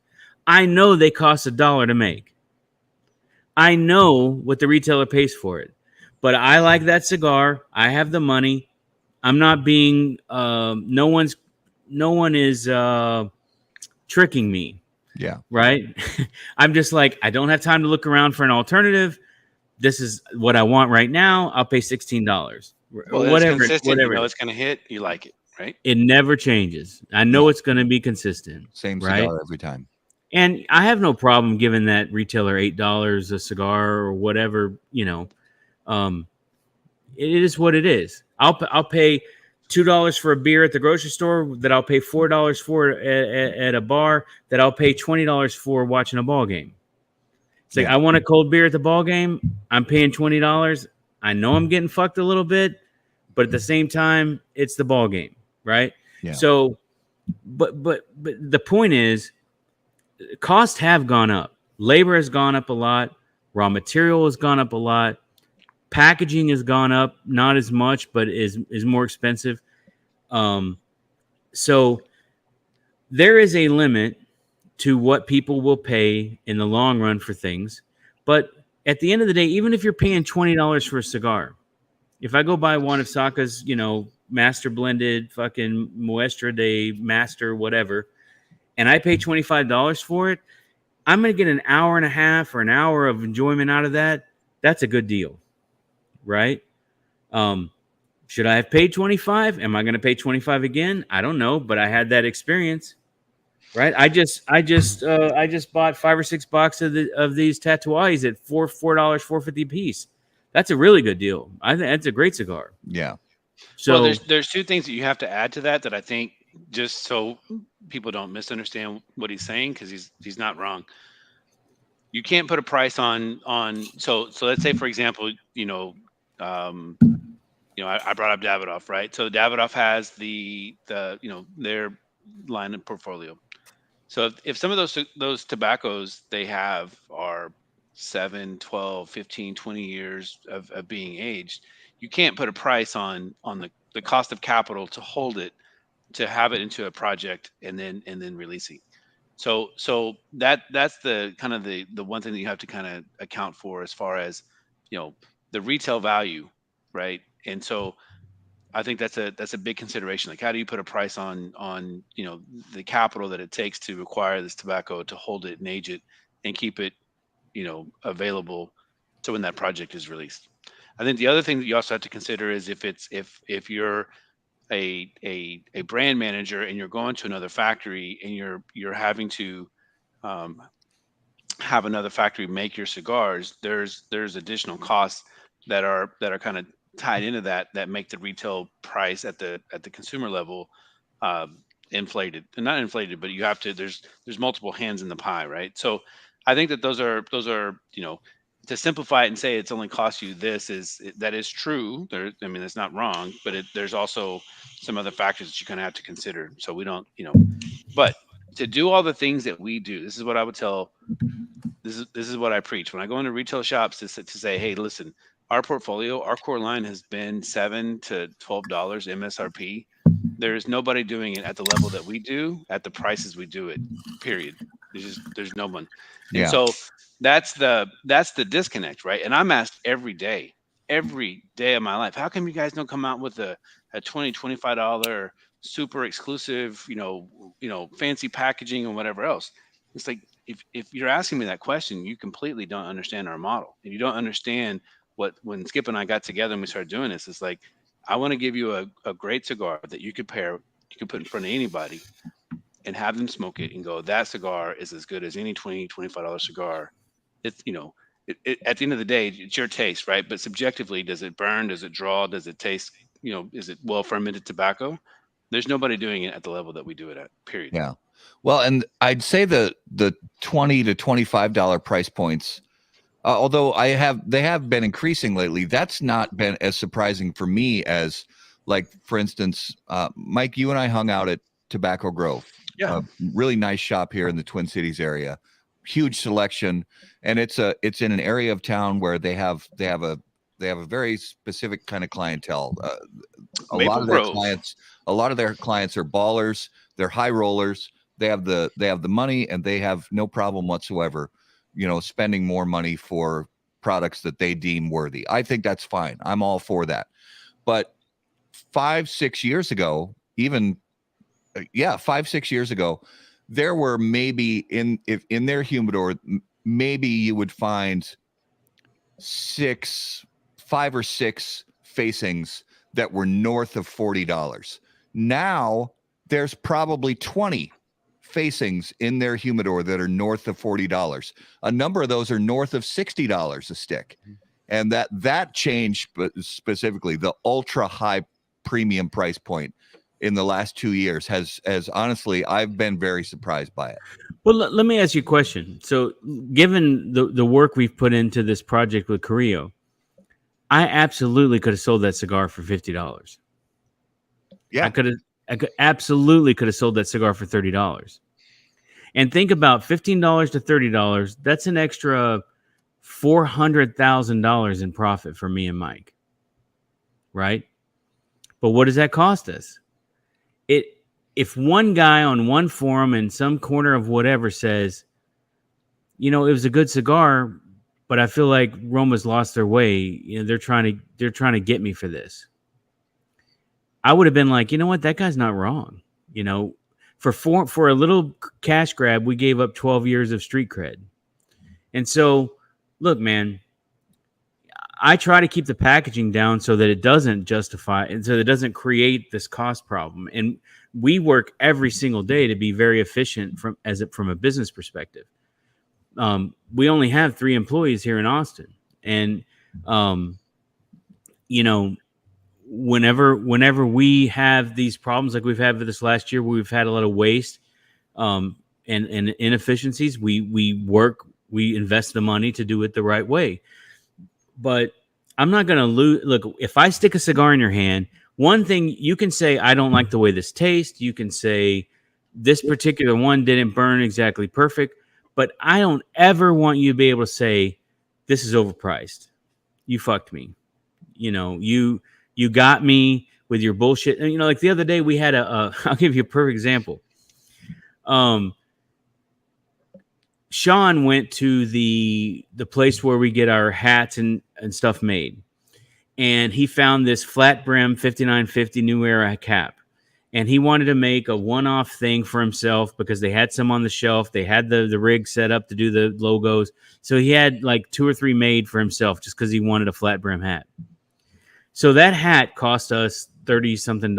It retailed, that hat just without anything, it retail is like $40 or something. And if you have any kind of, you know, fancy bullshit Supreme or whatever on it, it's $60, $70. So everybody was like, hey, I want this hat. We made like 60 of them, 70 of them. They're custom made, right? So they're fitted. They're not just, you know, yeah, small, they're medium, fit. large. They're fitted. And so when we went to ship them, we gave like $10 worth of segundos, a bottle of wine, fucking, you know, to anyone that ordered them, they got $100 worth of shit for $60, right? So, but then we had this fucking numbnuts on Facebook going, oh, you guys are, you know, you're trying to fleece us, you're trying to extort us, you're fucking us. And I'm like literally that got to me because I'm like, first of all, we never have done that. Never. Right. And we sent these people, like, if you were actually one of the fucking guys who ordered this, who knew what it was, A, you would know this hat is always $50. And B, you would know that you got $100 worth of shit. Because we're not just going to charge. We made no money on those hats. We lost money probably on those hats. But it's about the 70 people who really wanted them, so we got it to them.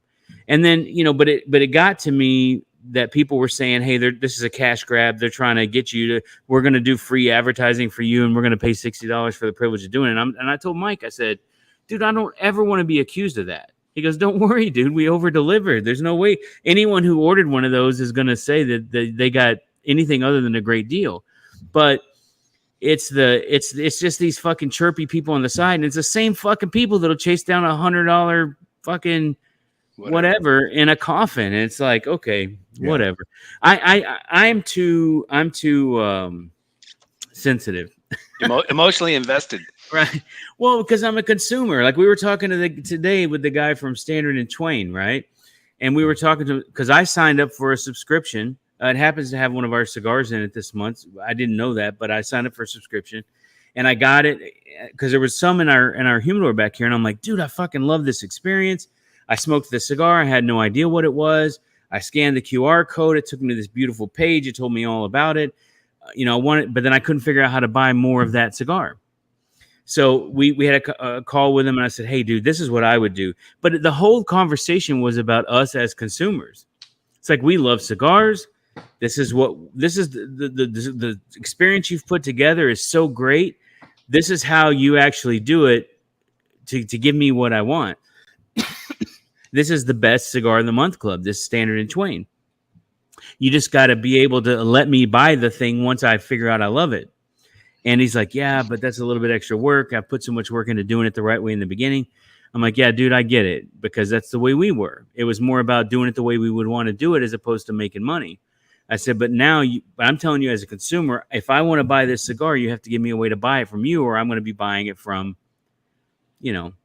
fucking Super Corp, Megacorp Inc., And so the rant there is basically that I'm more sensitive to it than probably 90% of our consumers. And really the criticism we get more often than not is you don't charge enough for your cigars. So, yeah. And the bands, people hate the bands until you educate them on how to get the bands off. It's so easy. It's we've talked about it on the show. It's so easy. It is. It's All right. Before we go into anything else, I told somebody we would ask. Talk about Lake Country. Oh, so that was dude, that was a monster event. I think they did about 75 boxes up in so Tyler, I'll give Tyler Jeffries a little shine. Back in the day, that's the shop, one of the shops that he worked at whenever he was up in that area, and kind of laid the foundation. And then Tron has come on, and Josh and Alex and all these other guys have taken it to the next level. And so we did about 75 boxes in about 3 hours. Good dudes. Like, I mean, the community up there is like, I mean, it's pretty, I mean, that's the great thing about the Midwest, right? Is like, there's never a stranger, right? And so everyone will, they just will talk to you, and they just want to know, like, they just want to have a good time, and there's no, you just want to support, right? Like that was kind of the cool thing about it. I think that it's always fun when you have events where when people come and they support, and my kind of running joke was, okay, well, you still got to come into the shop tomorrow and buy cigars. Just because you bought 3 or 4 boxes today does not mean that you're off the hook for the next couple months. Like, the store's kind of dependent on you guys coming in tomorrow and the next day. And but anyways, no, the guys they do a fantastic job, and I think that's we're grateful. That's one of the things that, again, guys like, Jay Davis and Lake Country and these, like, they're still passionate about it. They love cigars. They love talking about cigars. They love talking about, I mean, they're just like us, right? Except for we're on this side and they're on the other side. And so I think that's you go through all the other stuff, the headaches and trouble and logistics problems and tobacco issues or whatever. And then at the end of the day, like, the reward is, like, when you go into, you open up social media and there's, thousands of people that are tagging you in pictures, or the people that come out to these events and they support and buy your product, or and then there's the guys that's like, man, I've had a couple of them, but I'm really not sure. I think I had this or that, but I liked it, but I hadn't really tried anything else. Like, where should I go from here? And you get to have that conversation, and you get to connect to them at a personal level. And again, it's like, well, what do you like? Right. And I'm sure there's something in our portfolio that I can either tone it down, or I can kind of, everyone's like, oh, Cro-Magnon, Neanderthal. Well, that's if you're on this side, right? But what if you're really, a mild to medium kind of guy? So, let's go over here. And so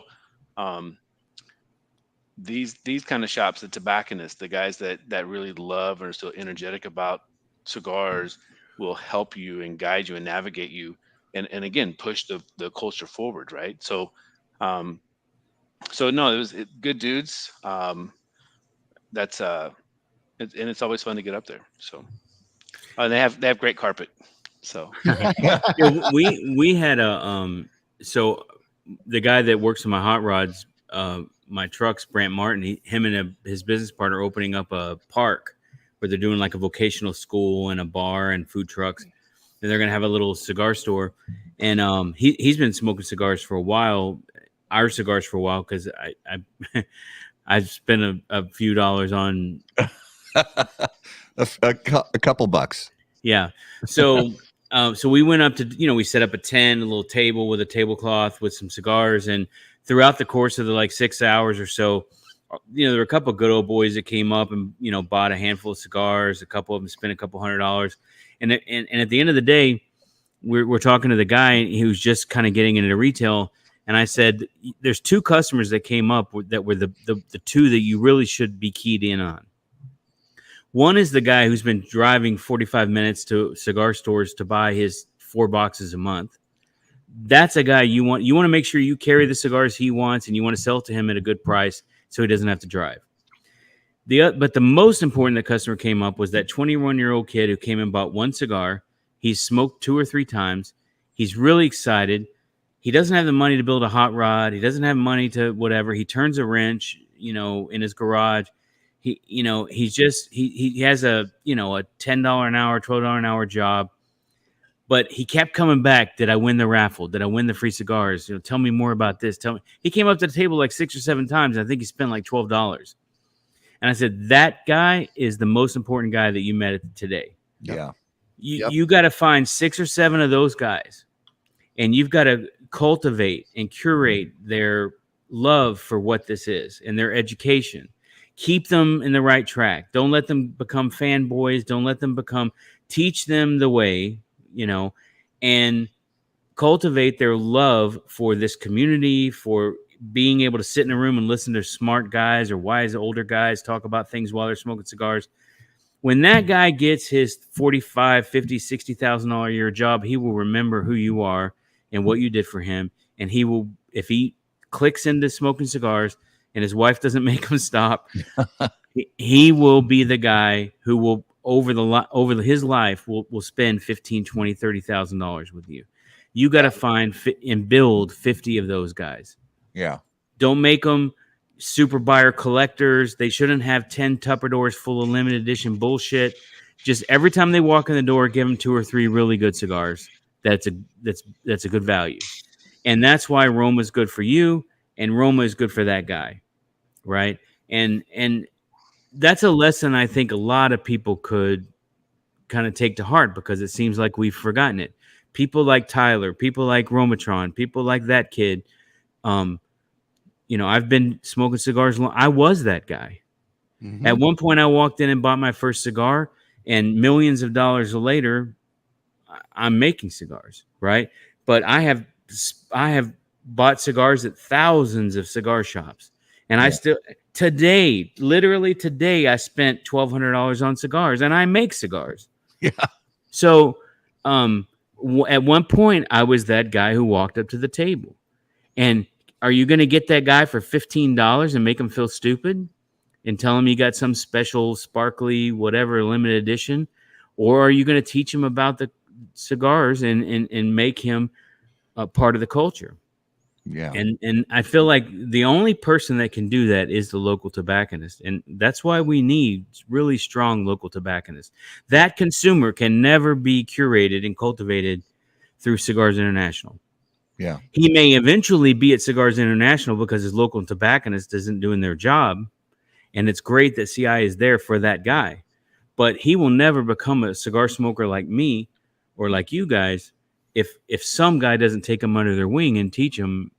Well, you run the risk of them going into some forum or, not one to ask the right questions. Listen, I mean, we were talking about earlier today. It's like, you go through like the Reddit pages, right? Oh, gosh.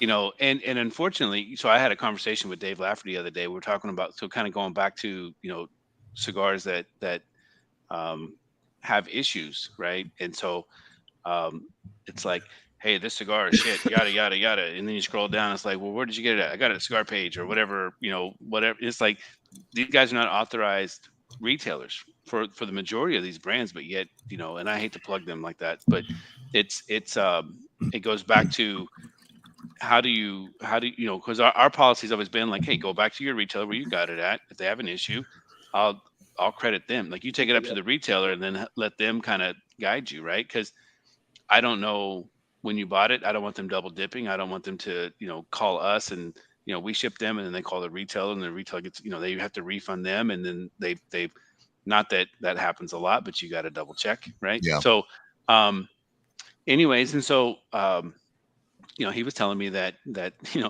they have now because I guess they used to handle it direct. Like if you had a problem that they would kind of work it out with the retailer. And then it's like, except for this person, if you bought it from this person and this website, then, take it up with them, and so that's kind of the point of all that is to say, people go to places like where they want to seek advice. And if you walk into a shop and it's like, oh, hey, let me know if you need some help. And then they go into the humidor and they walk around for 30 minutes until, and then they just happen to pick something up. It the service, the experience, all those other things, like at the end of the day, make or break somebody's experience and whether or not they continue into this culture. Right. And we're always talking about how do you push the culture forward. And so cultivating those guys is really important. Well, and part of that ecosystem is this show, right? I mean, I hope there's 3 of those, 4 of those, 5 of those guys listening to this and saying, this guy's fucking preaching the gospel. Like I should, I've been listening to the wrong people. And what I'll tell you is, message me. Anybody out there can tell you, if you message me, I will respond to you. Mm-hmm. And if you ask me a question, I'll give you my honest opinion. Hey, I saw this box of Blackbirds at this shop, and what do you think about that cigar? It's like, look, dude, that's a good dude.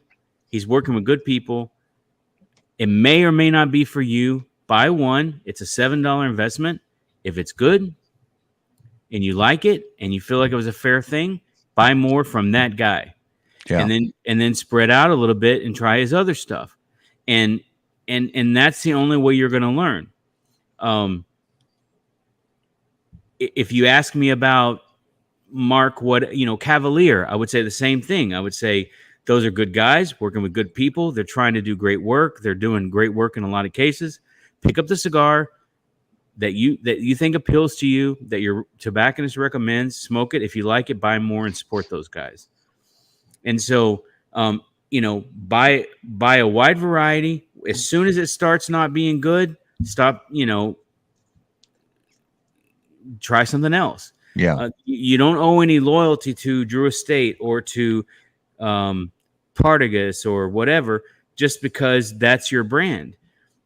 Stuff ebbs and flows. And eventually, as long as every time you walk in, you buy 5 or 10, these people that have thousands and thousands of cigars and Tupperdoors, I feel like those people eventually are going to be over the ledge, and they're going to be they're going to get disenfranchised or disillusioned with cigars because they're chasing the wrong thing. I agree.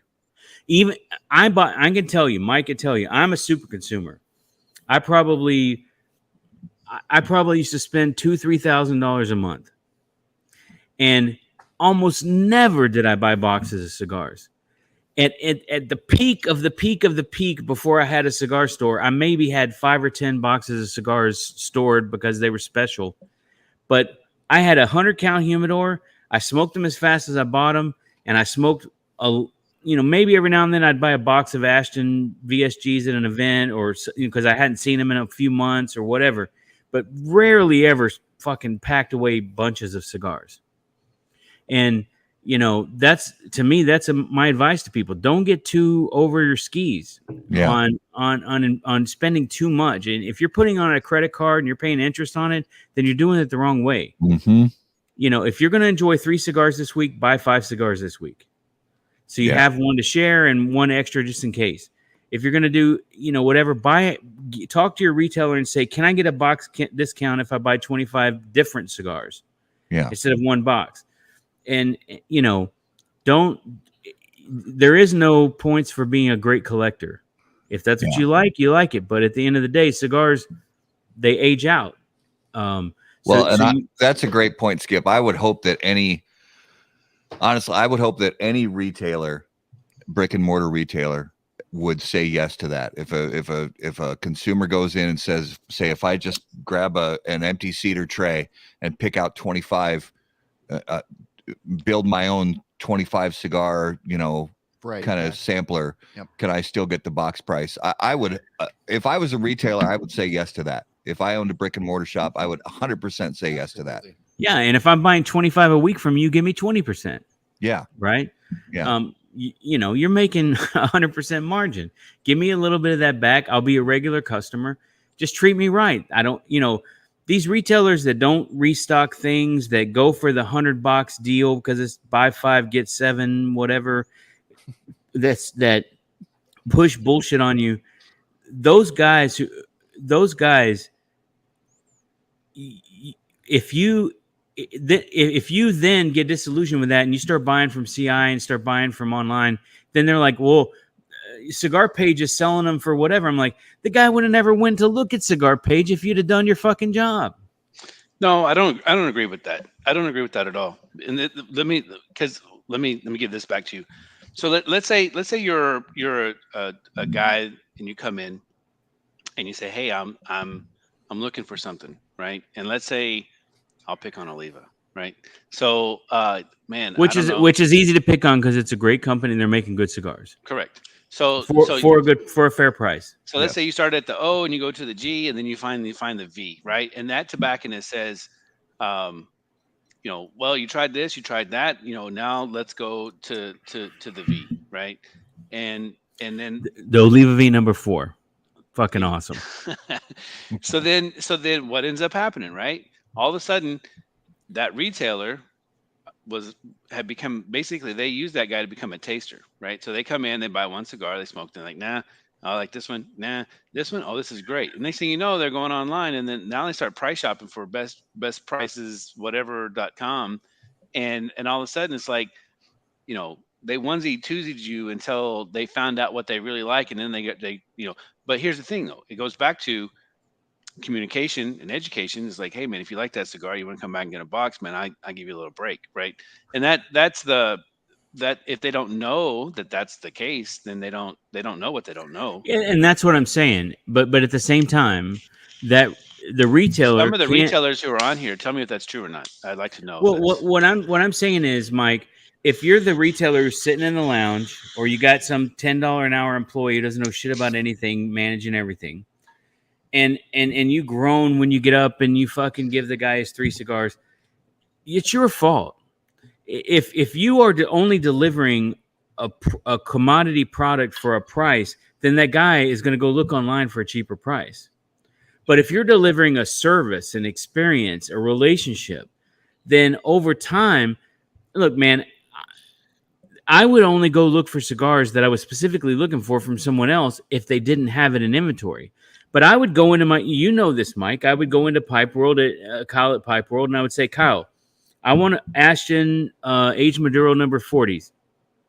I will buy, 3 every time I walk in, as long as you have them on the shelf. I'm not going to buy a box. But if you told Justin to go fuck himself because he upset you somehow, then you're going to lose my sale, because I want that cigar. I'm going to go buy it online at Mike's or at Famous or wherever I was going to buy it at the time. But if you kind of just get over your bullshit with this sales rep and bring those cigars in, even if you keep them in the back, every time I come in, I'll buy 2 or 3 because I want that cigar. If the retailer chooses not to carry it, then that's their choice. But I'm not going to finagle over fucking $1 one way or the other. I'm going to support you. This is where I come in and sit down and connect to your Wi-Fi and smoke a cigar and bullshit with my friends. But at the same time, if you don't carry the cigars out, I mean, I can't tell you how many consumers have called us and said, my retailer stopped carrying Roma. I'm like, well, that's not exactly how that went, but okay. It's like, look, man, if you love your retailer, support your retailer. You need those guys in your town. But if you're looking for our cigars, you can call Jeff at Riverside. You can call Mike at Cigar Hustler. You can call whatever. And that 20% of your purchasing comes from somewhere else. Those guys are always going to give you good cigars. And then eventually, if your retailer's not a butthole, they're going to bring our stuff back in and keep it in stock because you're one of their best customers. So, I don't know. Maybe you don't like my politics. Whatever. I don't care. Well, it's funny because so somebody brought up Lake Country, and apparently they posted a picture of all the cigars they had, and a couple of guys from New York had called and said, hey, can we get XYZ? And Matt on the phone, or whoever took on the phone, said, do you buy cigars from us regularly? And they were like, well, no, never. And he said, well, I need to keep these guys for my local guys who support, right? And I get that. I think that, listen, at the end of the day, like we sit up here and we talk about the things that we have. I know retail is hard, it's difficult, and so, but at the end of the day, I think Skip is right in the fact that if it's not available, you don't have it locally, people are going to search it out, and that's whether it's our cigar or anybody else's, that's a consumer's going to consumer, so. Yeah. Well, there's a reason why Mike manages the retailers instead of me. When I get Skip coming to the event, I'm like, oh, hang on, slow down. Like, Well, yeah. I've got a question for Garrett. Ooh, is it time? I thought you'd never ask. Are you sure? Yes. All right. It is now time for this week's Numero de los Muertos. And as always, Numero de los Muertos brought to us by our friends at Smoke Inn.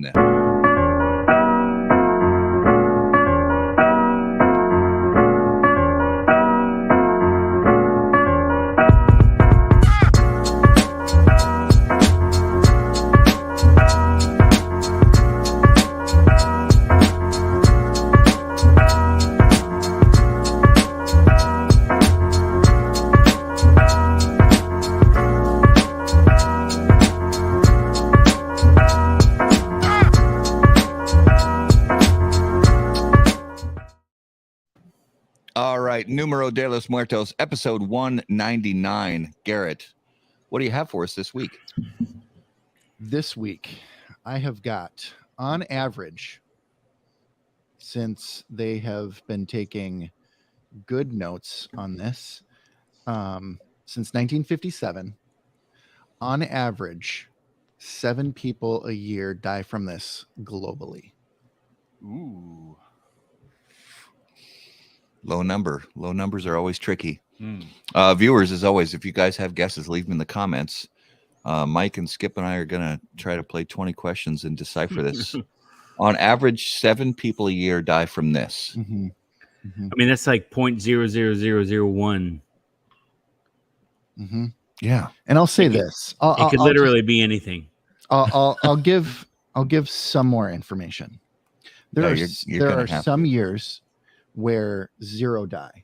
Okay. And there's been certain, we'll call them events, that has taken, I think the biggest was 100 people at one time. And others, it's, in the 40s, or maybe it's just a couple. Okay, I'm going to give you my big wild ass guess. Do it. Tornadoes. Ooh, I love it. No. Poison. All right. Skip Halfkey says poison ivy. No, not poison ivy, not rabies. I was going to say either shark attacks or drowning. Not turtles, not shark attacks. Would these be considered workplace accidents? It usually is. Does it involve a machine? Not in the way you're thinking. Are vehicles involved? Vehicles are not involved. Well, a couple times they have been, but that's vehicles are not a direct correlation. Correct. Okay. Hailstones? Not hailstones. He speaks. 3 house fires from that. I know we started this whole thing with, hey, brother, you need to talk more, and then Justin's like, well, I can't get a word in edgewise. I know, right? Still, all good. We're gonna have to end this, Justin, with just a me and you conversation. All right, we'll see how far that goes. Is poisoning involved? It's interesting you say that. It is a kind of poisoning. Carbon monoxide. Carbon monoxide? No. Autoerotic carbon monoxide. Jay's got a we were one there. fucking sharing a brain cell right there. Holy shit. Nothing to do with power. Well, that's not true either. Wow, Jay. I don't even know what to say. Jay, holy. Jay always goes for the scatological epidemiology. Let's call it skipological. No, water intoxication. I did do that. Yeah, one. we did that one on the show once. All right, give us some more hints.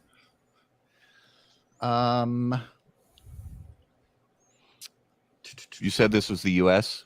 Global. All right, so power is involved. they're typically workplace accidents. Yes. Sometimes vehicles are involved. Yes. It's not poisoning. It is It a kind is a kind of poisoning. Yes. Is this Anthony for the win? Well, I'm a nuclear engineer. Come on, I should have. That's why I did it. nuclear radiological poisoning. Yeah.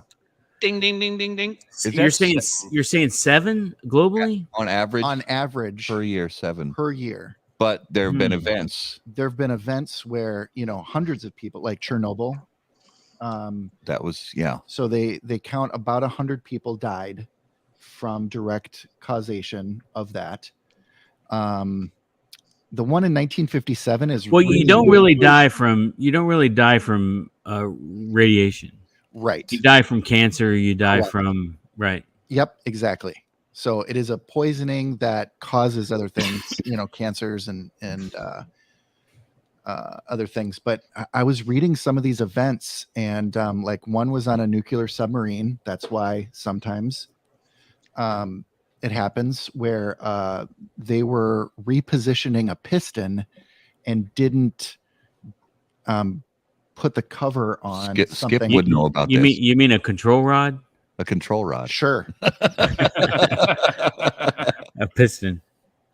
And it leaked and it and it killed all the engineers in the area within. So this was literally my job in the Navy. Was Okay. Radcon was I was an ELT, so radiological controls was one of my main jobs.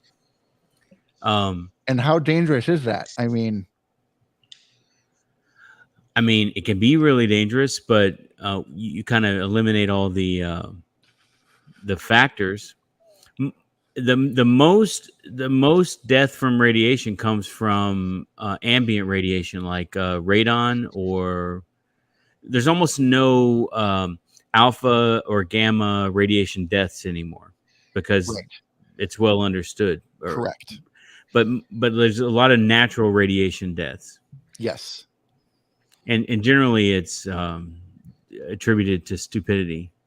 Yep. most of the time. Like most things. Well, and experimentation, a lot of lab, experiments gone wrong. Oh yeah. I'll give you an example, and I'd be interested to know if you know this number. So we use a poison to fumigate tobacco, and we have to keep these pills in case someone gets accidentally exposed. Oh wow! And one of the things in the training they talk about is how people commit suicide with this poison intentionally. And how some people try to get high from this poison. Cyanide? No, it's aluminum nitrate. It's I don't know exactly, but it's not radiological. But we had a guy when I was in prototype in South Carolina in Charleston. We had a guy who took so when you have a Geiger counter that probes for radiation that give you the levels. Yep. You have a thing called a sample, which is like a little disc that has a very specific amount of radiation on it. So you use it to calibrate the Geiger counter. Mm-hmm. And there were guys who would swallow that or put it in their pocket because they thought it was cool. And then, there was one guy when I was in prototype who had put a sample in his front pocket on accident. And then his wife had gone to the doctor and she set off something. And her vagina was... It was getting into his junk? Her vagina was radiological because the sample had radiated his junk and then he radiated his wife. Or maybe it was her vagina or maybe it was her other orifice.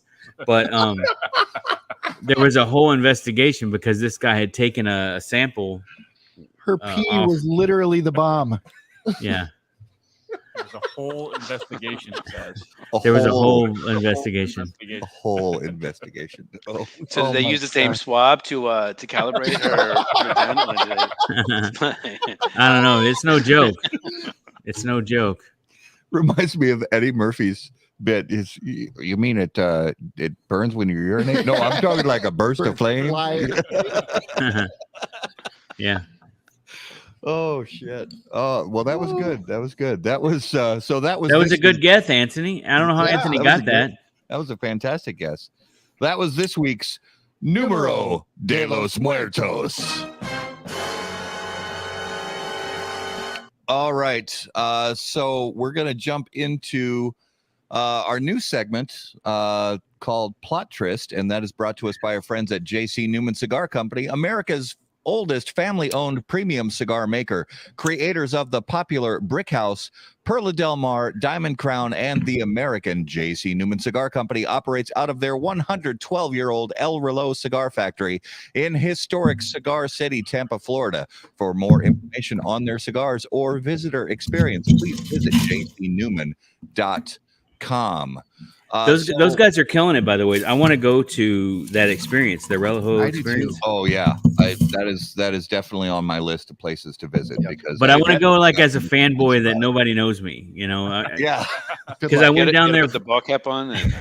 I went down there for the Senate hearing, and they were just starting to do some of the renovations and everything. But that's pretty amazing. I've heard the whole place is like spotless and beautiful now. I cannot wait to go there. But did you hear that when they were doing the renovation, I guess they found like a trap door, other secret kind of speakeasy kind of thing. Yeah. There's like some secret room where there was a Prohibition era speakeasy basically behind this wall that they had no idea was even there.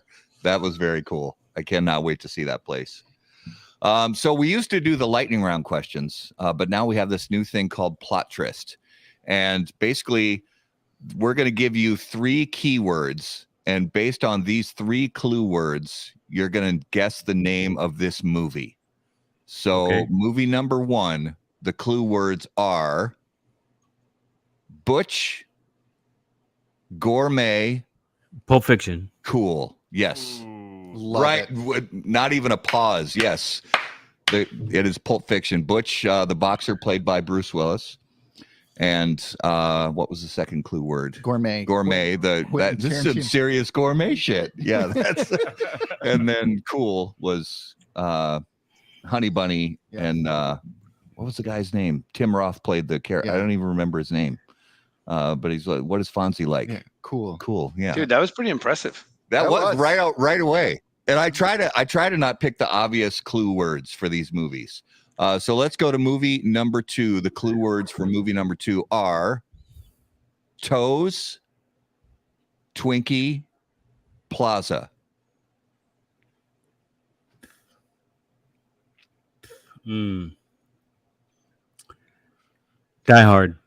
Yes, it is Die Hard. Again, starring Bruce Willis. So Toes, the guy on the plane says, when you get, if you're anxious about flying, when you get to your hotel room, take off your shoes and your socks and make fists with your toes on the carpet. And then the Twinkies was what Al was buying at the 7-Eleven. Wow. And then the Plaza was Nakatomi Plaza. So, wow. Yeah, Skip. For 2. I watch a lot of movies. All right. So the clue words for movie number 3 are race, brakes, France.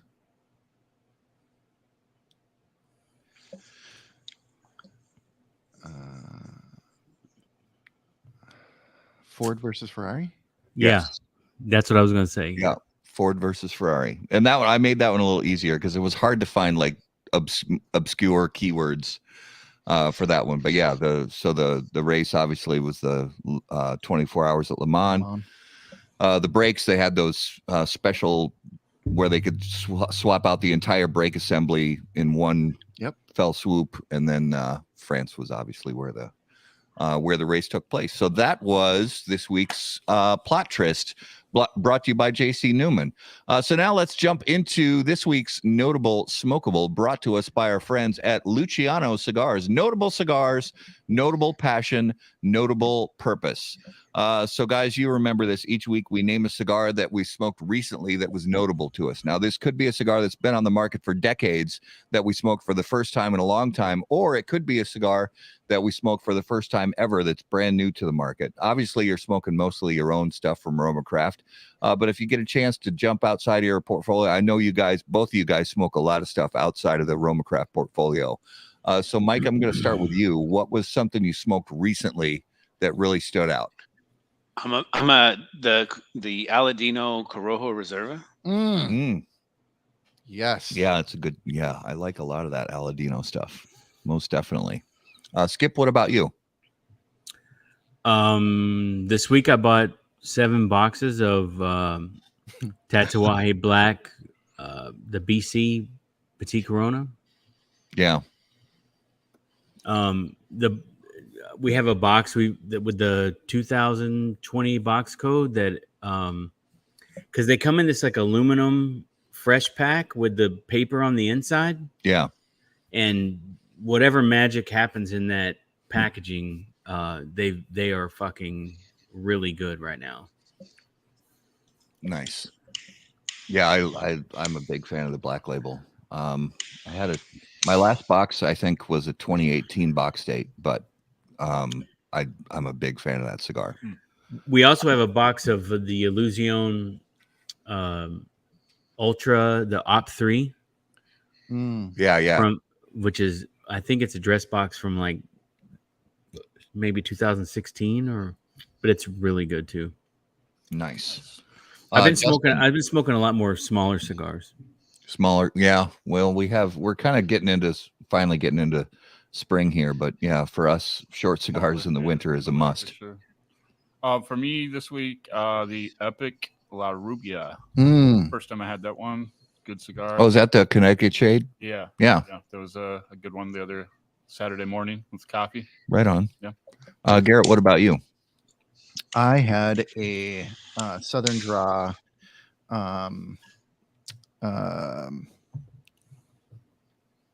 Desert Rose. Oh yeah. Nice mild cigar. Yeah, it was. And I so real quick, my car situation over the last couple months has really really sucked. I had some damage to my car when I swerved out of the way and hit a snowbank. That wasn't snow, it was all ice. They were going to repair it, and then they took it apart and decided it was totaled. And that only took 2.5 months for them to decide that. And last Friday, went out and got, bought a car. 20 hours later, the engine blew up. And yeah. Bro. So after all of that, and brought it back to the dealership, they gave me a loaner for the weekend until we could figure out another car. I was like, I'm fucking done. I'm just going to smoke something to relax. And it helped. Yeah, it helped. Right on. My notable this week is I really felt that, man. I felt the therapy. I really felt that story. You closed strong on that. Thank you. With the deep breath. Yeah. The woosah. Yeah. Yeah. My notable this week was, now let me preface this. It wasn't a bad cigar, but so usually we talk about cigars that were notable to us because they were good. Yeah. This is a cigar that I smoked, and it's rare that I do this, but it stands out. And again, it's not a bad cigar. I just was hoping for something else. And it's a weird cigar, but I'm still going to give them props for taking a chance and doing something outside of the box and doing something different. So I smoked the Vice Versa from Fratello, which is the one that's supposed to, where you can cut it and light it from different ends to get different smoking experiences. Or even cut it in half. And I'm not sure what it was. Just the flavors and aromas were muted and muddled, and I couldn't really land on what I felt like the profile of the cigar was supposed to be. It was, again, it burned great. It was fine. It just, I couldn't seem to land on where the profile was supposed to be, I think. You smoked it from the wrong end. Yeah, that's maybe that's what it was. It tasted like a peach, and mine tasted like shit. Turn it around. So I'll tell you another one, Matt, because I'm the guest. So hey, yeah, do it. So Art Garcia had this Las Segovia. Yeah. Segovia, Antigua de la Segovia, and then he got sued by my father and whatever. Well, he had like 30,000, 40,000 cigars that he hadn't been able to sell for like 2 years through COVID and everything. And he took one of those and he gave it to Jeff Moutet. Yep. It's like a Maduro Robusto. Yes. And I think it's going to be one of the new Fosforo, like a limited Fosforo. And it is really good for what it is. And it's got 2 years of age on it. And in the Escaparate, it's really good. So if you were kind of looking for a little 10-pack of something really cool that's different, there's not a lot of them, but when they're gone, they're gone. But I know they're not overpriced, and that's maybe something to look at. And Jeff's normal Fosforo line, I've been smoking a lot of those too. So yeah, that's a good cigar. Well, I had the coming up. The Davidoff Millennium Lancero that came out this week. Oh my God, good. That Millennium Lancero was ridiculous. Stupid. Did you cut it in half, Mike, and smoke it like a Weaselito? I did not. I went full boat on it. All right, so that was this week's Notable Smokables, brought to us by Luciano Cigars, improving lives through fine cigars. Visit lucianocigars.com to learn more. All right, let's talk about some coming attractions that we have on the next few weeks on How About That Cigar Live. And those are brought to us by our friends at AJ Fernandez. AJ Fernandez now produces unparalleled premium cigars in Esteli, Nicaragua. The AJ Fernandez portfolio of cigars provides blend, strength, and flavor profiles to match the preferences of any premium cigar consumer. Whether it's New World, Dios de Gloria, San Latano, Enclave, or Bellas Artes, you are sure to be satisfied with a premium cigar from AJ Fernandez. So next week we're going to be off, but the week after that, which is going to be April 24th, we have episode 200 and we have Mr. Nick Perdomo coming on to How About That Cigar Live. Very excited for that. And then if you look into May, we have John McTavish and Aaron Loomis from Developing Palates coming on the show. We have Art Garcia from Segovia de Esteli, if I'm saying that right. I think so. And we have Laurel Tilley from AJ Fernandez, and we have lots of cool stuff coming up soon. So, but yeah, big milestone in a couple of weeks on the 24th, episode 200. Nick Perdomo, very excited for that. Yes.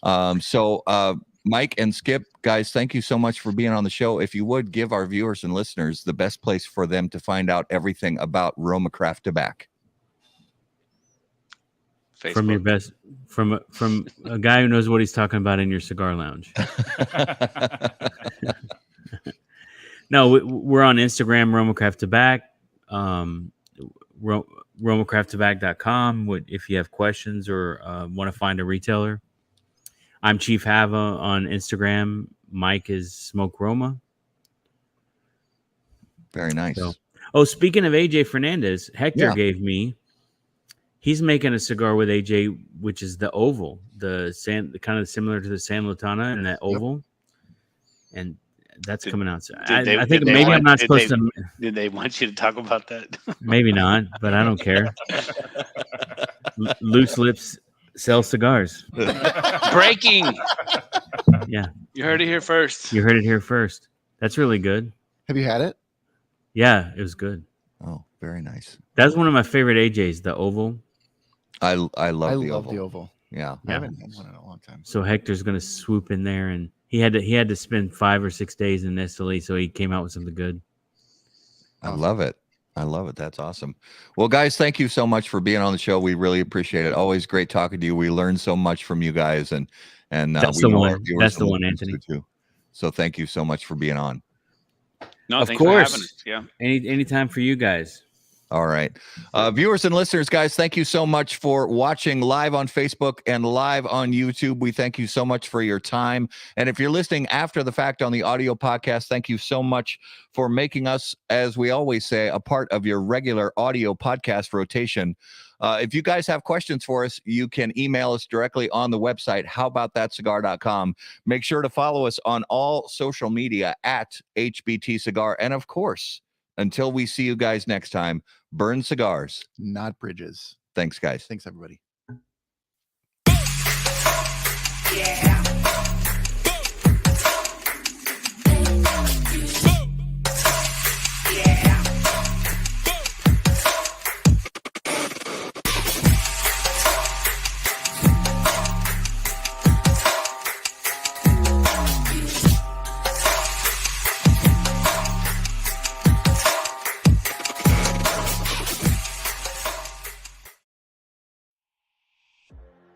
Any comments, opinions, viewpoints, or statements presented or uttered by guests on the HBTC podcast, HBTC live video streams, and all other media from HBT Media LLC are solely those of the individual and do not necessarily represent the opinions or viewpoints of How About That Cigar or its parent company, HBT Media LLC, any of our advertising partners, or the premium cigar industry. The primary purpose of How About That Cigar is to entertain and to encourage activity and growth within the community of people who enjoy or want to learn about the enjoyment of premium cigars.